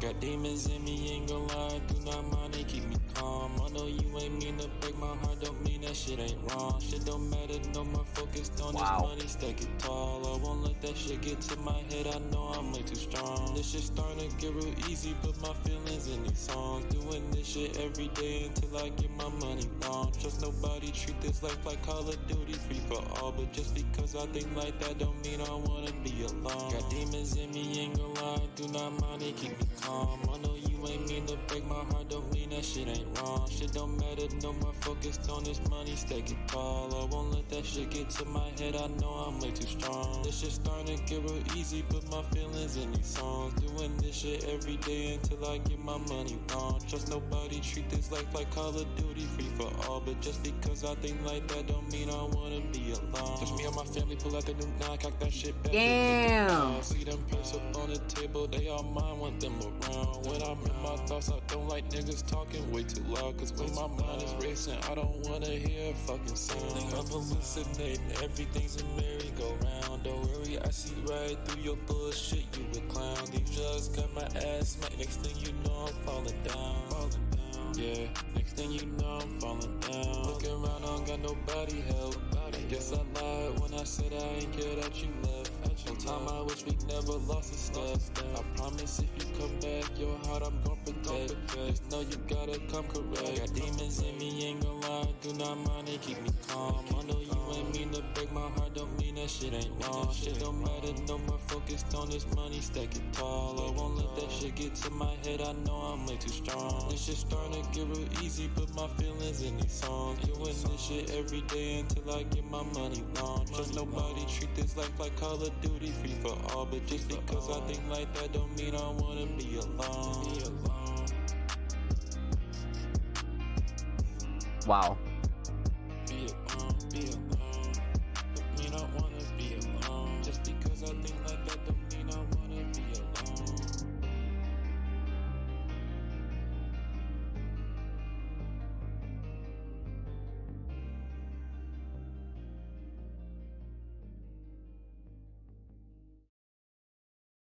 I'm gonna just be flat out with it, bro. This might be the best Mac track we have ever heard here on Music Mondays, man. I'm so proud of this motherfucker to like be able to keep like progressing his sound and really keep trying with vocals and really just keep it up, man. This is definitely like the most mature track we've ever had from Mac, bar none. So, with that said, let's hop right into it. We're gonna talk about three things. We're gonna talk about the instrumental, we're gonna talk about vocals, and we're gonna talk about the overall theme of Demons in Me. So, when it comes to Mac, Mac's no stranger to emotional, sort of very personal kind of tracks, and that includes instrumentals, right? You want to make a very personal kind of raw track, you're going to need a very personal raw instrumental. And this one is definitely Mac's style. Mac's a huge fan of guitars, of course, as so am I, but, you know, Mac really is like, really owned this sort of emotional sound and is now really getting super creative when it comes to lyrics. And this is just another instrumental that, you know, he did a really good job in choosing when it comes to knowing his own sound. The instrumental itself, Wordhouse did a really good job. Mix was excellent. Nothing clashing or overbearing when you want to talk about drums or things like that. Super solid mix there. But all in all, very Mac instrumental for sure. Now, let's talk a little bit about vocals. Now, like I said, this might be the best Mac track we have ever featured here on Music Mondays, 100%. It's just such a real pleasure to me, and a lot of our viewers and people here at Music Mondays really love to see Mac progress, and it's really been awesome to like really watch this dude, you know, take the first track he sent and then come back next week and the next week and the next week and just get better and better and better. And I think the shining star here for me is the vocals. Not only the mix is fucking really solid, but some of the flows and cadences are 100% my favorite part of this. It just shows how well Mac has progressed as an artist, and also like as like a recording artist, or an artist who trying to get like their thoughts and point and emotions across. This did it for me. This is one of those that you could tell Mac was in his bag. Mac was very like, this is definitely the most mature I feel like we've ever heard Mac as an artist. I'm not gonna lie. So instrumental, extremely solid. I love the choice. Super solid Mac choice. Vocals, solid mix. I think the shining star here is the flows and cadences 100%. Writing was definitely solid. Mac's definitely like getting like a lot of like interesting punchlines down and a lot of like clever shit down, you know what I mean? Like Mac's just progressing as an artist, and it is fucking cool to see. I'll tell you that. It is very cool to see for sure. So, like I said, instrumental very solid. Love the choice. Vocals definitely super solid. Probably the best Mac track we've ever featured here on Music Mondays. Really proud of the progression here for sure. Now, let's talk a little bit about the theme. Yo, Mac, what's good, homie? Welcome. I hope you're well. Just in time, baby. So, let's talk about this theme here. Aesthetically, not only did like Mac really hit the nail on the head with the cover here, but the addition of the hidden emoji and like the fact that this is something to like look forward to for not only listeners, but people like us here in the chat, myself, everybody like that. I really feel like aesthetically, this cover really nailed it for me. I think one thing about lyrics and the overall theme of this track is like the writing has just progressed so much, and not only the punchlines and the creativity, but like the way Mac is performing these tracks, like this hook, in terms of the theme and like the way Mac is like putting a lot of like raw personality on this, and like the way that it's really performed is something that is really remarkable to see. Because like 2 months ago, you would play a Mac track and you'd be like, okay, but the flows might be a little better. And now here we are, 5 days ago, some brand new Mac just came out, and we get this. This is awesome. This is fucking awesome. Like I said, every week, Mac has just been climbing the ladder and just really honing in on his craft, and yet really staying true to like who he is as an artist, and really like what he wants to make, and like covers and themes, and the way he's making personal tracks is really like, is really something, you know, it's definitely motivational for a lot of artists, and it's definitely should be motivating, because we watch Mac transfer like before our eyes, and it's just been something that I've always been amazed by, truly. And Demons in Me, in my opinion, is probably the most mature, seasoned Mac that we've ever featured here on Music Mondays. So good fucking shit, homie. Awesome job on this. Awesome job on this. Keep it up. Keep the covers up. The covers are very fun. I definitely mention some shit in the description. Be like, yo, can you find the emoji in the cover? And definitely talk about it more. Definitely talk about it more. That's dope shit. But yeah, man, awesome job. Awesome job. With that said, shout out to Mac. Make sure you go show Mac some love, man.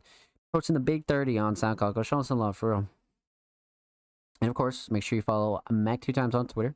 Per usual, Mac's approaching the hundo. And, of course, every artist featured in today's episode and every episode will be linked in the description of the YouTube re-upload. And if you're watching on YouTube, subscribe. We upload 2 times a week. We're approaching 50 subs, man. And really helps the channel grow and helps these artists get a lot of spotlight. So shout out to everybody who subbed and shown love on the Music Mondays podcast. And of course, the show is available on all audio platforms as well. So make sure you go follow us wherever you listen to podcasts, whether that be Apple Podcasts, Spotify, Google Podcasts, anywhere else. So, our last audio submission. Up next, we have a very special submission, and last but not least for the audio submissions, we got 63, a first-time submitting artist who produced the Yamin track we listened to about 2 submissions ago. So this will be the first time that 63 has submitted to Music Mondays and really, really given us a chance to showcase him here on the show. So they submitted a track titled Live for Nothing and Die for Nothing, Prod 63, and it's a Konbini track. Off rip, this cover's great. This cover's really great. I like the filter, I like the color palette a lot, and I like how it's personal. It's definitely very personal. I like that a lot, for sure.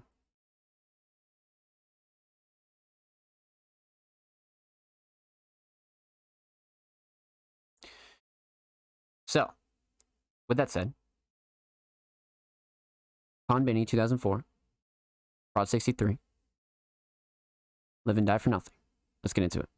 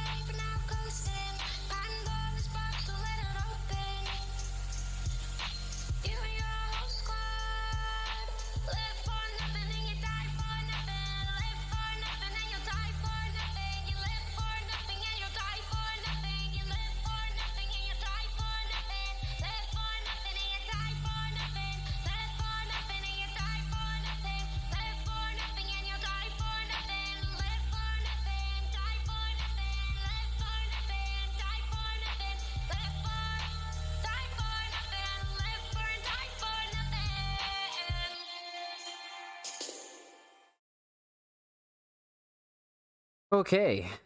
Very interesting. Very interesting. Shout out to 63 for the submission, man. So, we're going to break this down by 3 topics. We're going to talk about the instrumental. We're going to talk about vocals. We're going to talk about the overall theme of this track. So, right off rip, 63 prod this, and they were the person who submitted, and this is definitely one of the most unique instrumentals. I really feel like 63 has this, like, super, like, a mix of production styles. Especially with that Yamin track, like, there was a lot of, like, really noticeable, like, almost sounds and like feelings you'd get when you play a 63 instrumental, for sure. And this track is no different. Now let's dive into the mix. I'd say the mix on this instrumental is super solid, especially with how many like cinematic and wide and like just very interesting sounds are in here.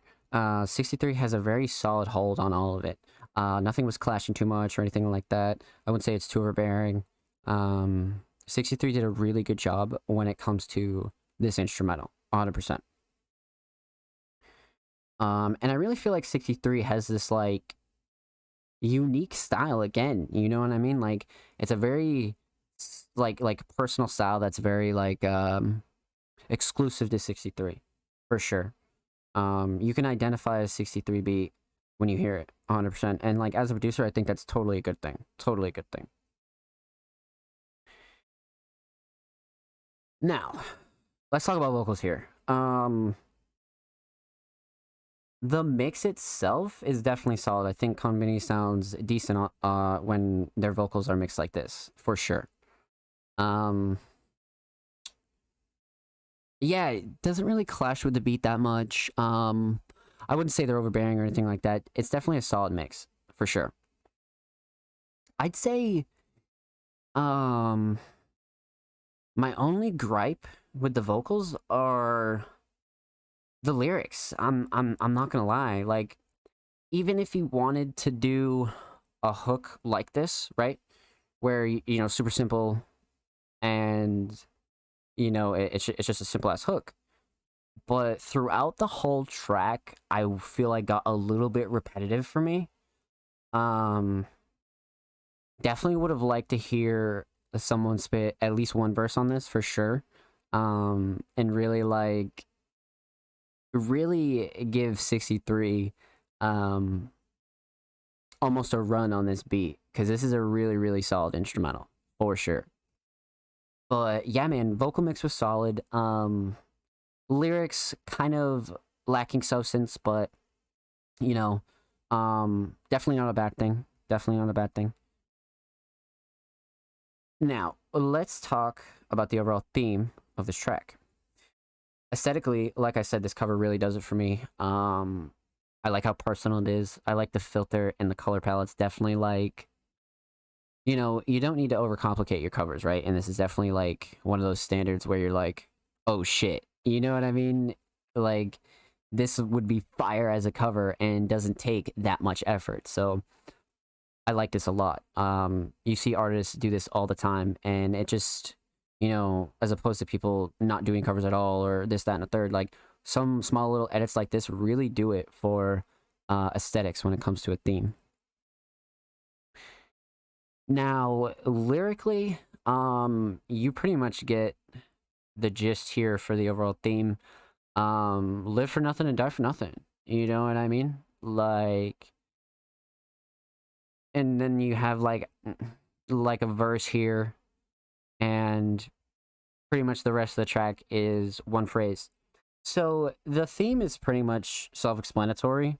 Definitely one of those tracks that you just kind of like put out and you're just like, nah, like I just need to get this off my chest, and you just fucking create like this chaotic kind of sort of track like this. But all in all, the theme aesthetically definitely was solid, for sure. Instrumentally, 63 did an excellent job. I like the way 63 mixes and the overall sound of 63, for sure. Vocally, mix was definitely solid.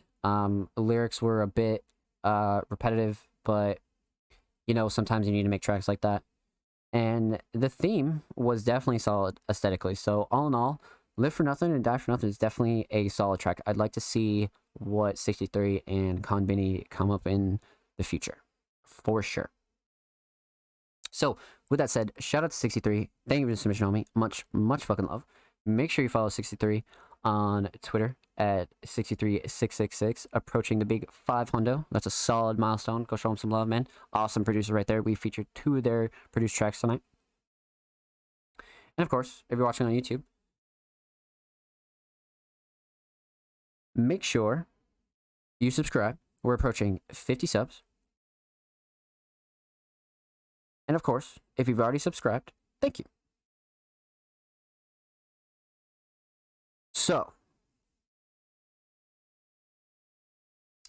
that does it for our audio submissions. I believe all we have now is the visuals, which is going to be a real trip. I'm very excited for this. So, just double checking to make sure we hit all the audio guys up. We did. So, let's move on to visuals. We have 2 visuals, and that wraps up submissions for the night. And up next, we have a first-time submitting artist, but a long-time supporter of Music Mondays and myself, Tone Deaf Sound. Tone Deaf is a really prominent member of the community as far as underground and independent artists goes. We share a lot of the same mindsets, and Tone Deaf really believes in the core of art and what art really means and what it means to be a true underground artist. And Tone Deaf has been around the block for sure. So it's a real pleasure to be able to feature Tone Deaf here finally. And I'm really excited about this because this time we have a visual. And Tone Deaf this week submitted Lost Thoughts, prod Indigo Blue 52. And that rhymes, holy shit.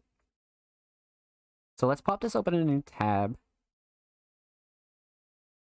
And, well, oh my god, you can play this in, what the fuck, 1440? Let's go. Oh my god. Shout out to whoever fucking filmed this and edited. Good stuff. Good stuff. So yeah, first time submitting artist, Tone Deaf Sound, man. Or just Tone Deaf, of course. But Tone Deaf is an extremely hardworking artist, like I said. Pretty prominent member in not only the Music Mondays community, but just the underground independent community as well. And just knows what it means to be a true underground independent artist, for sure, through and through. And always supports other artists, always has the best takes, and just voices their opinion in a very solid way. Tone Deaf is we're lucky to have him around in the scene because there aren't many of us that think like we do. So let me just say that. And with that said, Tone Deaf, Lost Thoughts, prod Indigo Blue. We're going to full screen it, of course.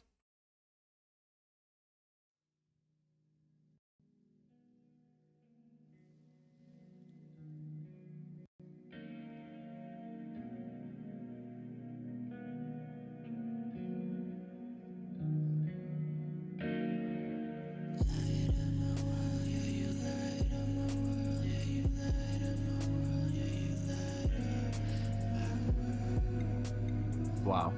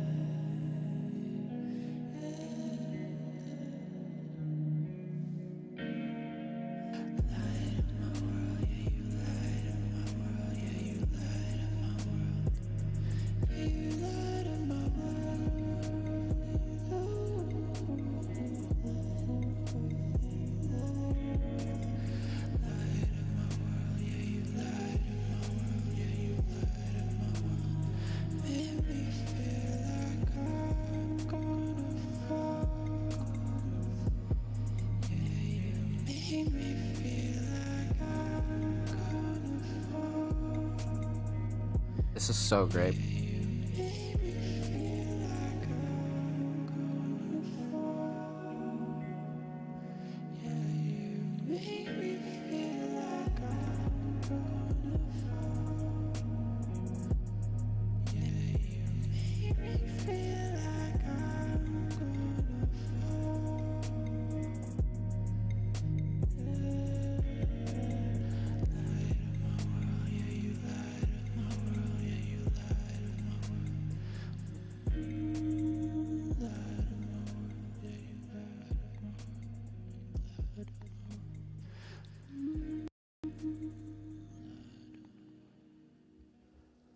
That was really impressive.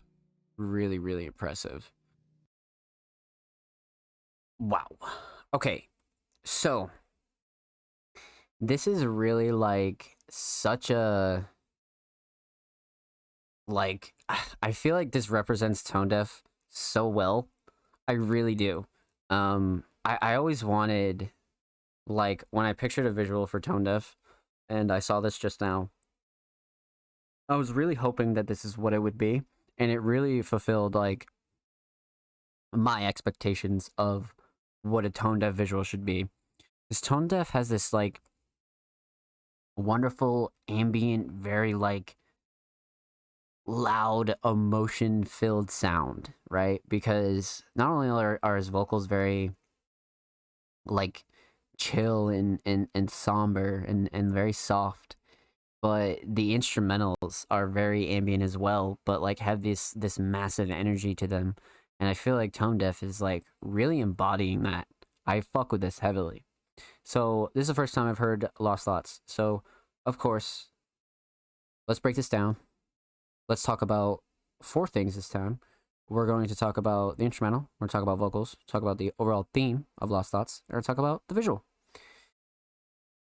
So, April 27th, 2022. So not even a month old. This is still very, very new and fresh. The instrumental here, Indigo Blue did an excellent job of not only like the mix, but like the real like core of Tone Deaf sound.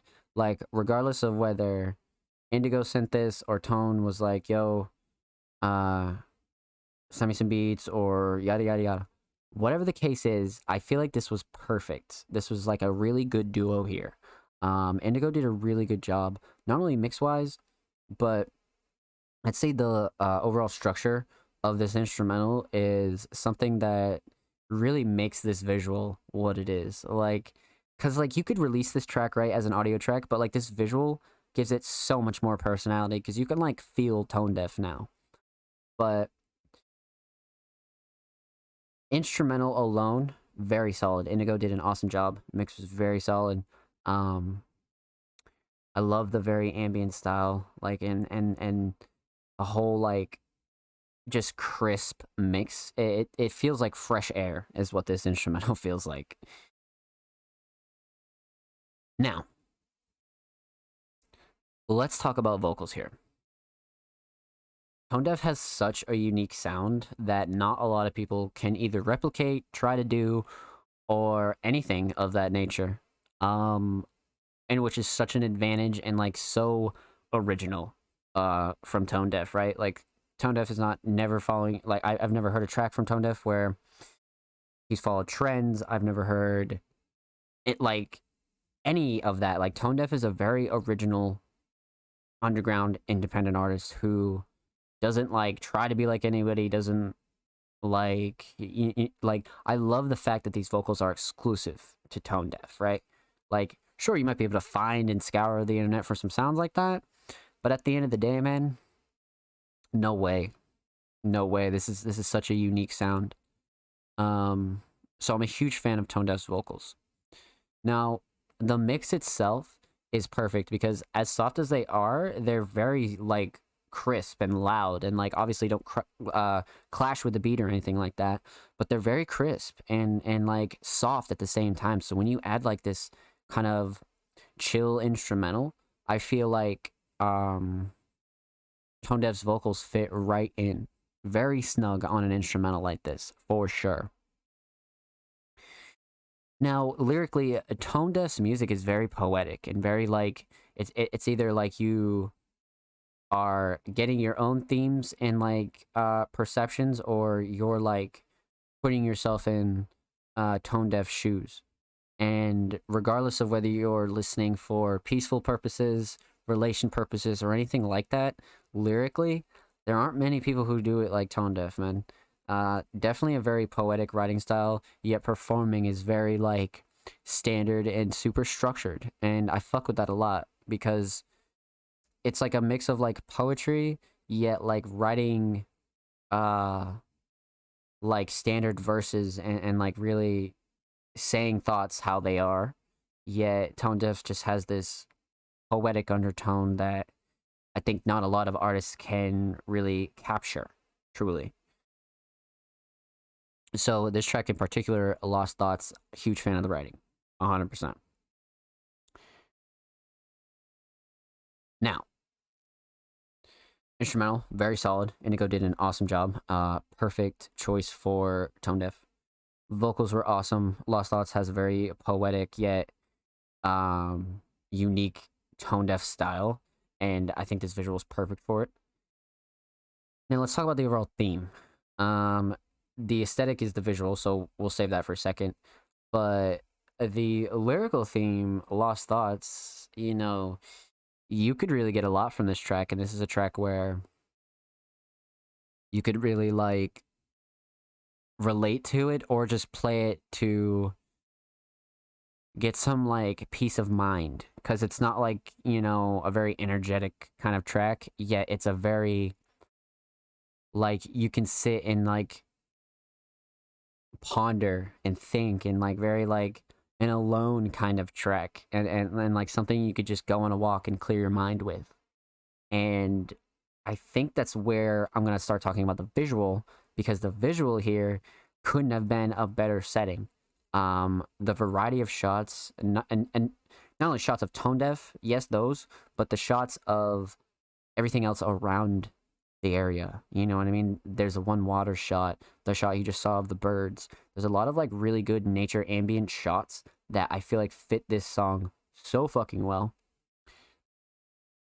But I think the biggest thing here, as a first-time viewer of a Tone Deaf official visual and music video, is the fact that Tone Deaf is very comfortable on camera. Tone Deaf is very like ready and like not. He's very like, he's a performer, you know what I mean? Like you can see Tone Deaf performing, and that's like one of the first things a lot of people notice is when you do a visual, are you uncomfortable on camera? Tone Deaf is not. Tone Deaf really got out there and really made this visual his. And that's one thing I gotta tip my hat to, you know what I mean? Because as a person who's filmed visuals and shit like that, something I always made sure was to be comfortable around the camera, you know what I mean? I you know, it's just something that can make or break visuals, and I think this made this visual is the fact that Tone Deaf really owned this. For real. Really owned this. So, my final thoughts on the visual truly are the editing and the fact that it's uploaded in like 1440, in like 2K, like, that's awesome. That's truly awesome. Shout out to whoever filmed and edited this. This was really well done. And a really good example of Tone Deaf's sound and current art form. You know what I mean? Like I feel like this visual track and the instrumental embody Tone Deaf. This is perfect. This was awesome. Really, really, really impressed. And this is a great first time submission. For real. So, with that said, man, huge shout out to Tone Deaf. Thank you for the submission, homie. Much, much fucking love. Of course, make sure you follow Tone Deaf on Twitter, and make sure you go sub to Tone Deaf, man. He's one away from 230. Go show him some love, man. Go show him some love, for real. This visual was awesome. Awesome, awesome, awesome. So I'm sure he'll be filming a lot more. A lot. So, like I said, make sure you follow Tone Deaf on Twitter at Tone Deaf Sound. Tone Deaf is currently approaching 1.2K, man. So go show him some love. For real. And of course, shout out to every artist who submitted tonight, and every artist featured in tonight's episode, and every episode will be linked in the description of the YouTube re-upload. And if you're watching on YouTube, subscribe. We're approaching 50 subs. We upload 2 times a week. And if you've already subscribed, thank you. I appreciate it. Much love to you. And consider subscribing because it helps the channel grow. It helps these artists grow. And you'll be able to find all the latest Music Mondays content on our channel. So, we had quite the night, ladies and gentlemen. Awesome submissions. A ton of talented artists, man. We got through everybody. We did the visuals, and now we have one last creative for the night. And that is a good friend of the Music Mondays community, Offspring Mysterious. Not enough good things to say about Offspring, man. As well as a lot of the members of the Music Mondays community, Offspring is one of those artists that you can get behind just because of their work ethic, their effort, and a lot of the things that a lot of artists lack. And Offspring manages to fit having fun in there as well. Offspring never forgets to have fun. And I really think it's just one of those things that you could, if anything, you could take from Offspring and you could be like, damn, I'm definitely motivated now. Because Offspring is not only a instrumentalist, but a creative designer, filmer, editor, producer. Just, I like to consider Offspring a jack of all arts, if you will. Like I always say, I knew from the very first submission that we had ever gotten from Offspring that Offspring was very different from your usual creative, as to where Offspring puts in a lot of work and effort. So I'm excited to get into this one. Movie time. Y'all guys killed tonight. Let's get it, baby. Let's fucking get it. Welcome, Offspring. I hope you're well. Welcome, welcome, welcome. And thank you, my friend. I hope you're well. Hey, I'm about to rip bowl and bob in for movie time. Offspring, let's go. Let's go, Mark. Okay, so last but certainly not least on our submissions list tonight, let's get it. And of course, we're going to pop this open in a new Tabaroonie. We're going to pause it. We're going to put the sound super high up. We're going to crank that to 720. And we're about to get right into this. Let's check out the description here. After my last basketball match, I realized I need to expect the unexpected. Just like how I went outside for fresh air to see my next opponent. He wasted no time to square up against me. He better count his blessings. Jeremy stopped us or he wouldn't be able to ball up.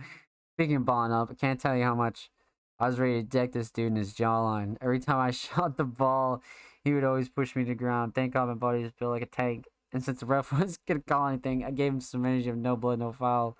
I'm going to need a long ice. Oh, dude, this is going to be good. This is going to be fucking good. Bunch of Offspring produced tracks as well, which is so dope if, like, you're doing things like this.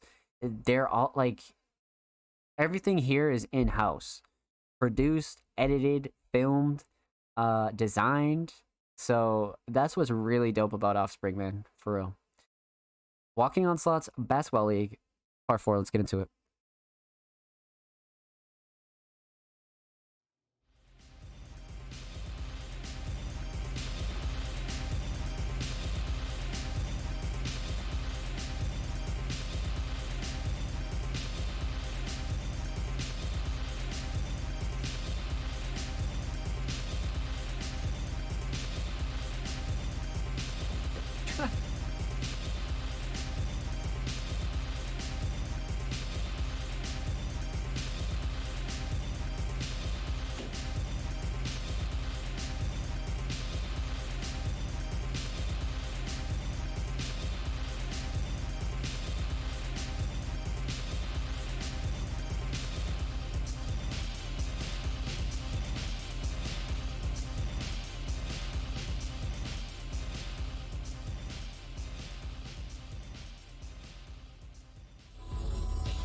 Let's go.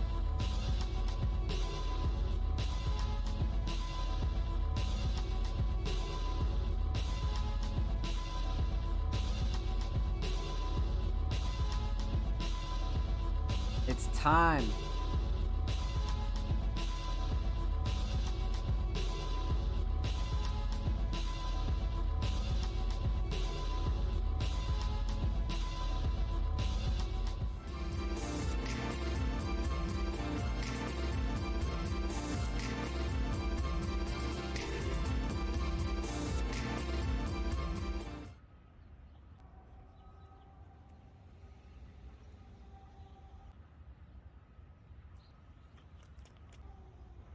Oh shit.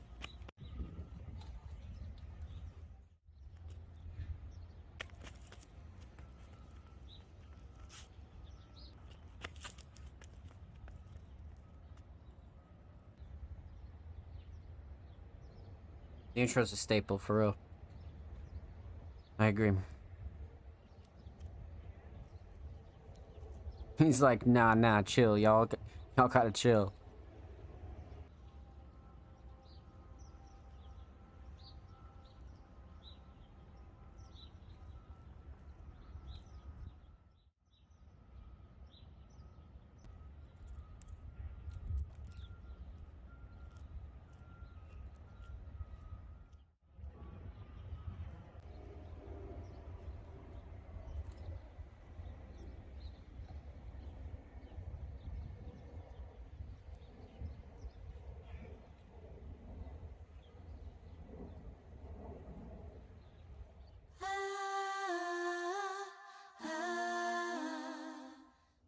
Oh shit.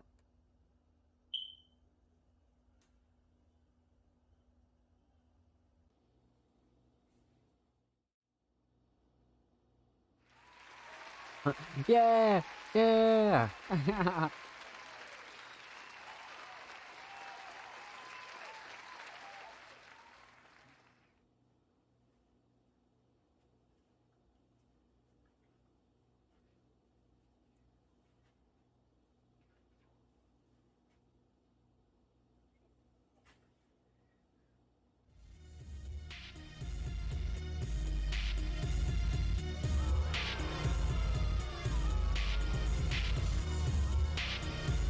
Boo.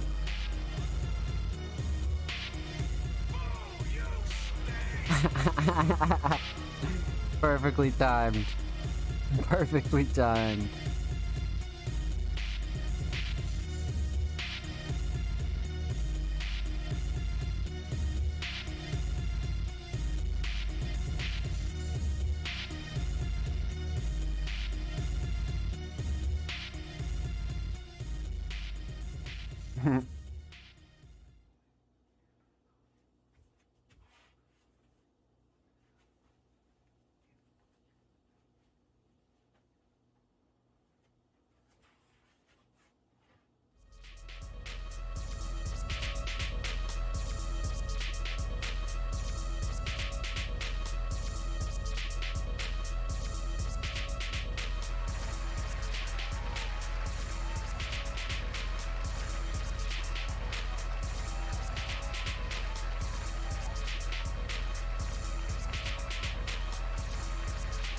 About to get real.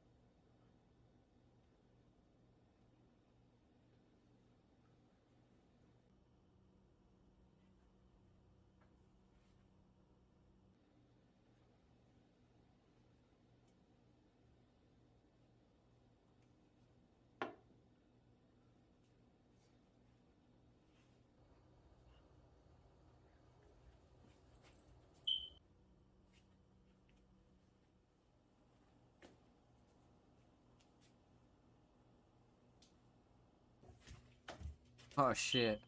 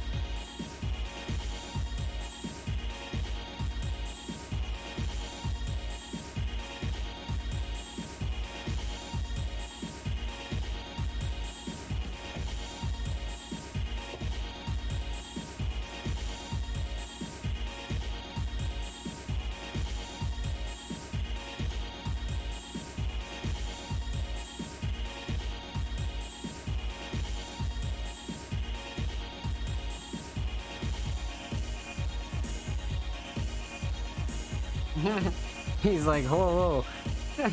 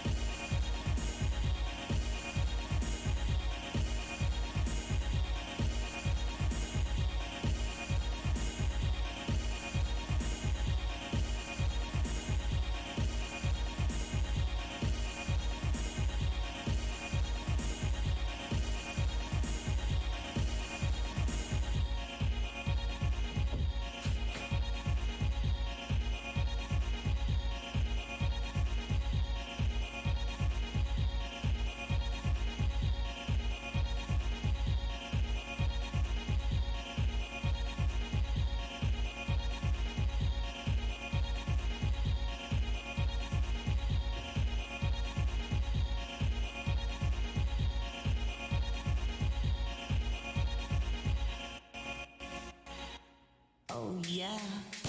Oh I'm shit. just scratching the surface.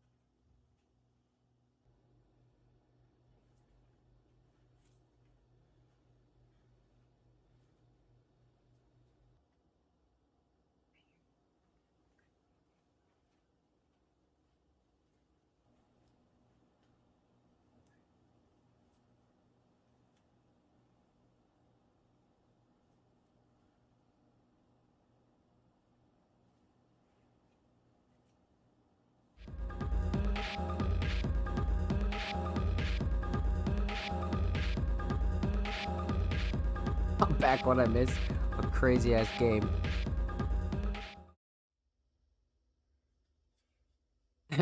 And now we're chilling.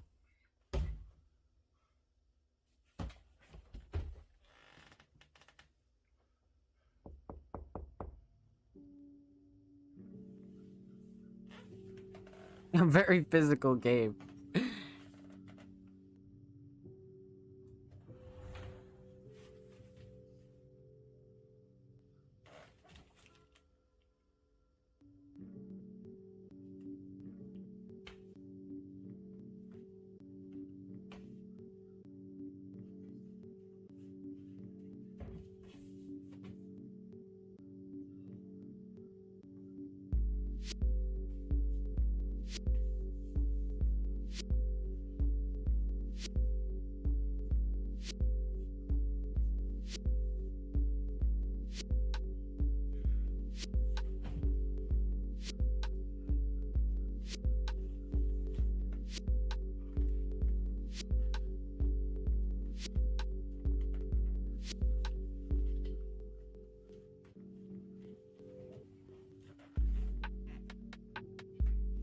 This instrumental's great. An Offspring classic, if you will. Hold on, let me think this out.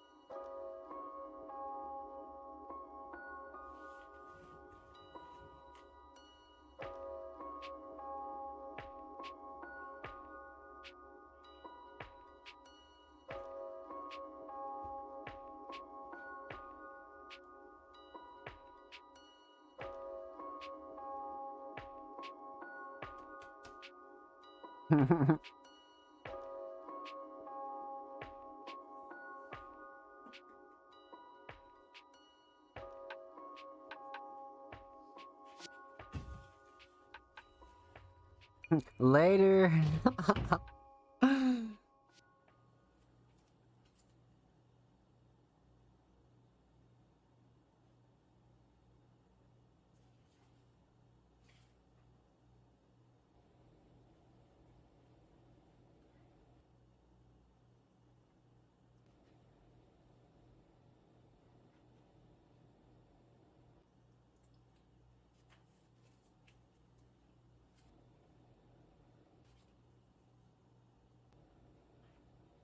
Yes, that's a driver menu.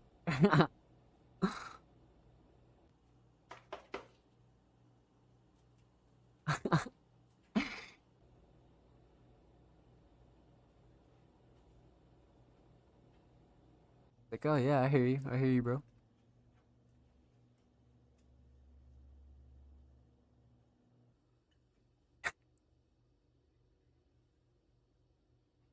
The mask fucking gets me so bad.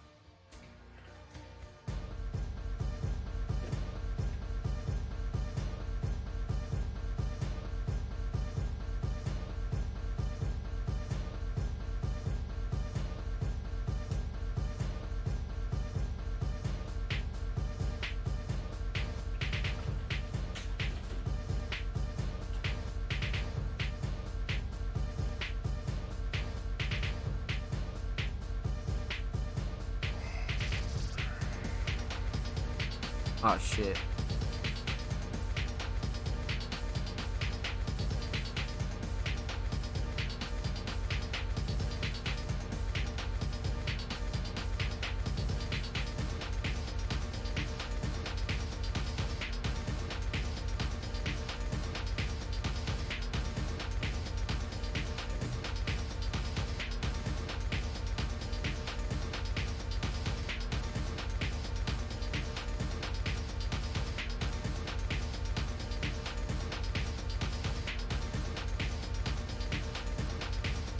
It's like, what? That's bullshit.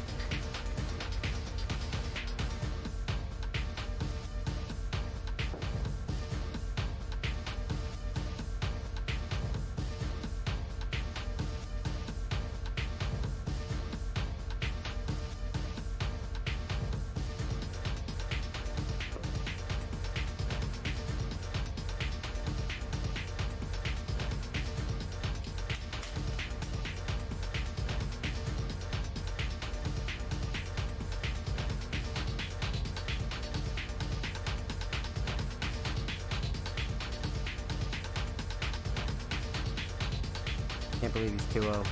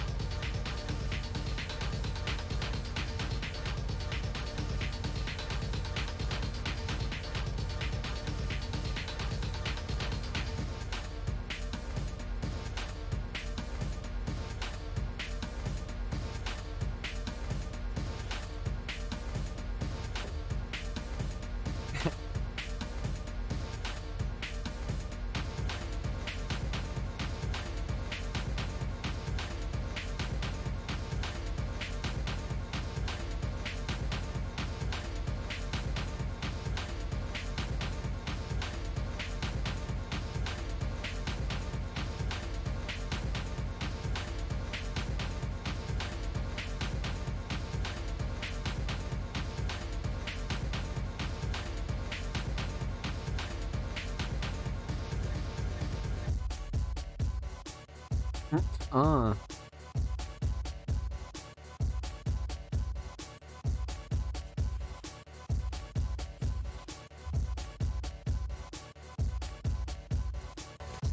No way. What the fuck? What the fuck? Real bitch.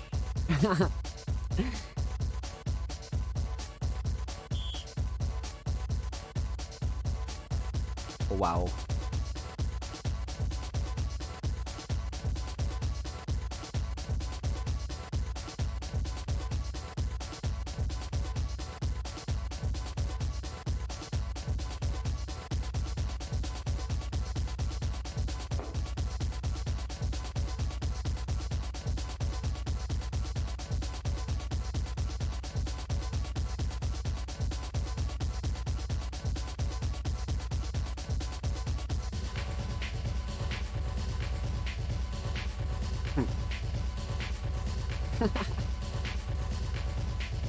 It's like, come on, bro.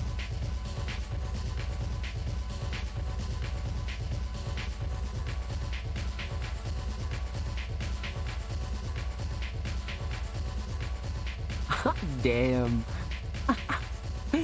What the fuck? No way, dude. He's like, alright, bitch. Fuck you. Yo, that was great. That was actually so great.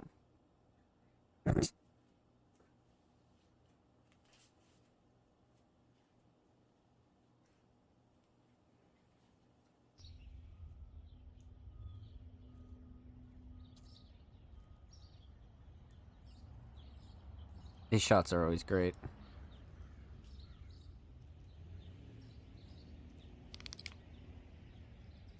Ugh.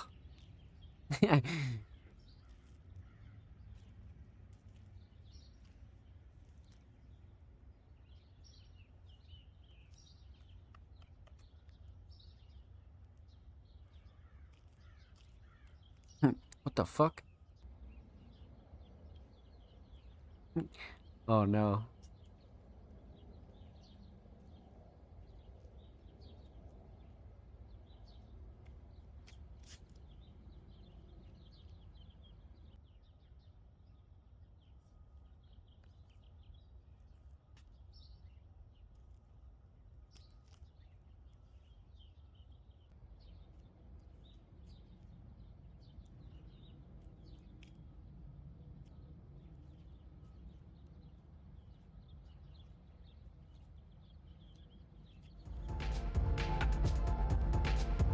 Yeah, what the fuck? We need the rematch.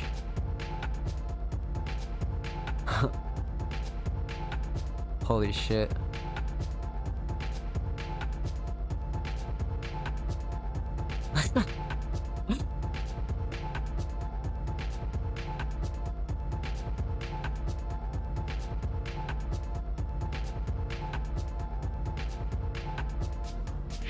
Ice up, son. Ice up.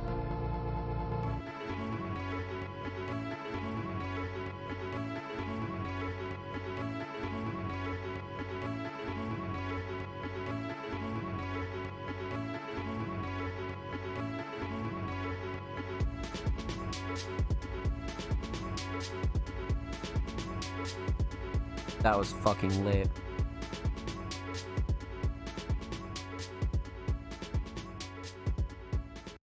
I mean, there's gotta be a part 5, right? There's gotta be a fucking part 5.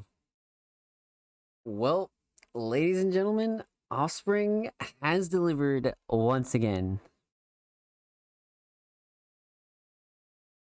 Cookie, if you get that reference. I feel like I do, but I probably wouldn't earn a cookie. But yeah, that was another great episode of Walking Onslaughts from Offspring Mysterious. Of course, it's a part 5 coming in 2 weeks. Let's go! Let's fucking go. These are continuing to get better and better and better. And like I said at the start, man, the main thing you can take from Offspring is not only his enthusiasm, but his ability to continue to work at the pace that they work at. I think Offspring does an amazing job with everything. Like, and one thing I noticed with this particular episode was Offspring's getting really on point. I guess Offspring was always on point with really choosing instrumentals that he's created for a particular scene to convey emotion and things like that. Because considering there's no voice acting, instrumentals are a way to set the mood and the tone and really understand what's going on throughout the story. And I think Offspring is slowly like using that to their advantage and really showing like things during these episodes that really, like, you know, without music would be hard to understand, but the music really sets the tone. And I think that's a big thing here. That's a very big thing. So I'm a huge fan of Walking Onslaught's Basketball League, man. My favorite part being not only like the content in the Basketball League itself, but truly the fact that Offspring is all in-house on this. There are no third parties. There are no, I mean, there could be, it'd be sick and all, like, of course.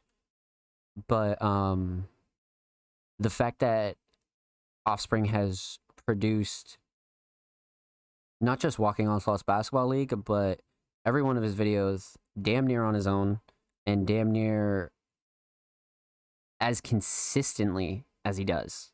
That is impressive. That is very impressive. And Walking Onslaughts at this point is truly like a staple at Music Mondays. I really enjoy watching these. It's a great way to wind down the show, especially with our new media order, and really just dive into Offspring and really what's going on here with one of the most unique creatives we've ever had on Music Mondays, bar none. Nobody's doing what Offspring is doing here on Music Mondays. And it's such a pleasure to be able to not only premiere these, but have full-on watch parties and to be able to enjoy them, man. Truly. Truly, truly, truly. So part 4 was awesome. Part 5, I'm very excited for. Very, very excited. 5 parts. This is getting lit. This is getting very, very lit. So, with that said, huge shout out to Offspring Mysterious. Keep doing your thing, homie. Don't let nobody tell you shit, man. Keep these up. Keep producing. Keep editing. Keep everything going, man. You're going to build a really good channel for yourself and a really good library of things. And just keep innovating. Keep pushing yourself. And really keep coming up with new ideas because each week it's always been a pleasure. Always been a pleasure. So, make sure you go drop a sub to Offspring. He not only produces a bunch of instrumentals, a bunch of content, but always thinking outside the box, truly, and really just having one hell of a time doing what he does. Seriously. So go show him some love, man. He's 4 away from 90 subs, dropping a shit ton of content, always working, and a very pleasant face around the Music Mondays community. So go show him some love for me. And of course, per usual, every artist featured in today's episode will be linked in the description of the YouTube re-upload. And of course, if you're watching on YouTube, subscribe. We upload twice a week. We're really on point with a lot of our content, man. We've been really working hard and really just trying to keep everything up. You're the man? No, you're the man. Thank you for the submission, homie. Thank you for the submission, Offspring. Appreciate you. Don't let nobody tell you shit. Keep it up, bro. For real. Keep it up. And it's always a pleasure to be able to feature some Offspring here on Music Mondays. So,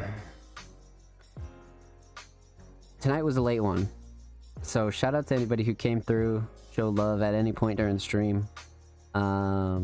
Every artist who submitted tonight. Everybody who was chilling with us, hanging out, showing love to the stream, showing love to the chat. Everybody involved, man. Thank you, thank you, thank you, thank you. We have an exciting week coming up for Music Mondays, man. A couple of new content pieces, a couple of new things coming to the podcast, and our next big project will be coming soon. So, like I said, shout out to everybody who came through, showed love. Mark, Bloodcat, Offspring, Cole, Mac, everybody else who came through showed love. If you were lurking and chilling, if you chatted tonight, if you submitted, thank you, thank you, thank you, thank you. Especially the late night crew who's hanging out with me here tonight, man, for real. So, like I said, that concludes episode 70. Tonight was awesome, man. 70 whole episodes, and it's truly just the beginning. I always feel like I'm behind with Music Mondays, but we've only been around for barely a year.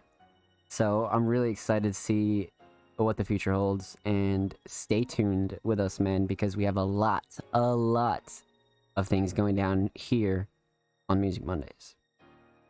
So, if you're watching on YouTube, make sure you follow, subscribe, show these artists some love. We're approaching 50 subs. And if you've already subscribed, thank you. If you aren't, consider. It helps the channel grow, shows these artists some love, and really helps Music Mondays spread the message. Music Mondays podcast audio episodes are available at anchor.fm/musicmondays, or the link will be down below in the YouTube re-upload. So this episode will be premiering on all audio sites this Wednesday, so be on the lookout for that. So, the standard keeps going, man. The standard keeps going. Yeah, thank you guys. I'm gonna wrap it up here. I'm gonna go host up my homie Cloud. He is just starting out his stream, man. He's really vibing out. He's trying to reach like 100 followers, and he's doing like a 24-hour stream tonight. So the reason I'm tossing him the host is because he's also an artist, like I said. Very just prominent member of the underground independent scene. I want you guys to go show him some love, and if you're lurking, just keep his tab open. Pleasantly GG, Rip, I missed it. Hope it went well. It went great. It went great. I'll hit you back in probably not even 5 minutes. But I appreciate you stopping by, homie. Thank you. Thank you, thank you, thank you. Yeah, I'll see you guys next week for episode 71. Follow, subscribe below. Everything linked below. You guys know the drill. And of course, submissions open for next week, tomorrow. So be on the lookout for that. And like I said, go show Cloud some love, man. I'm gonna host him up, and I'm gonna tweet out the top artists for tonight in about 5 minutes. 5 minutes. So, I'll see you guys next week for episode 71. Shout out Bananas and Plez for being a part of the late night crew. I love you guys. Thank you, thank you, thank you. Be safe. I love you guys. And I'll see you next week.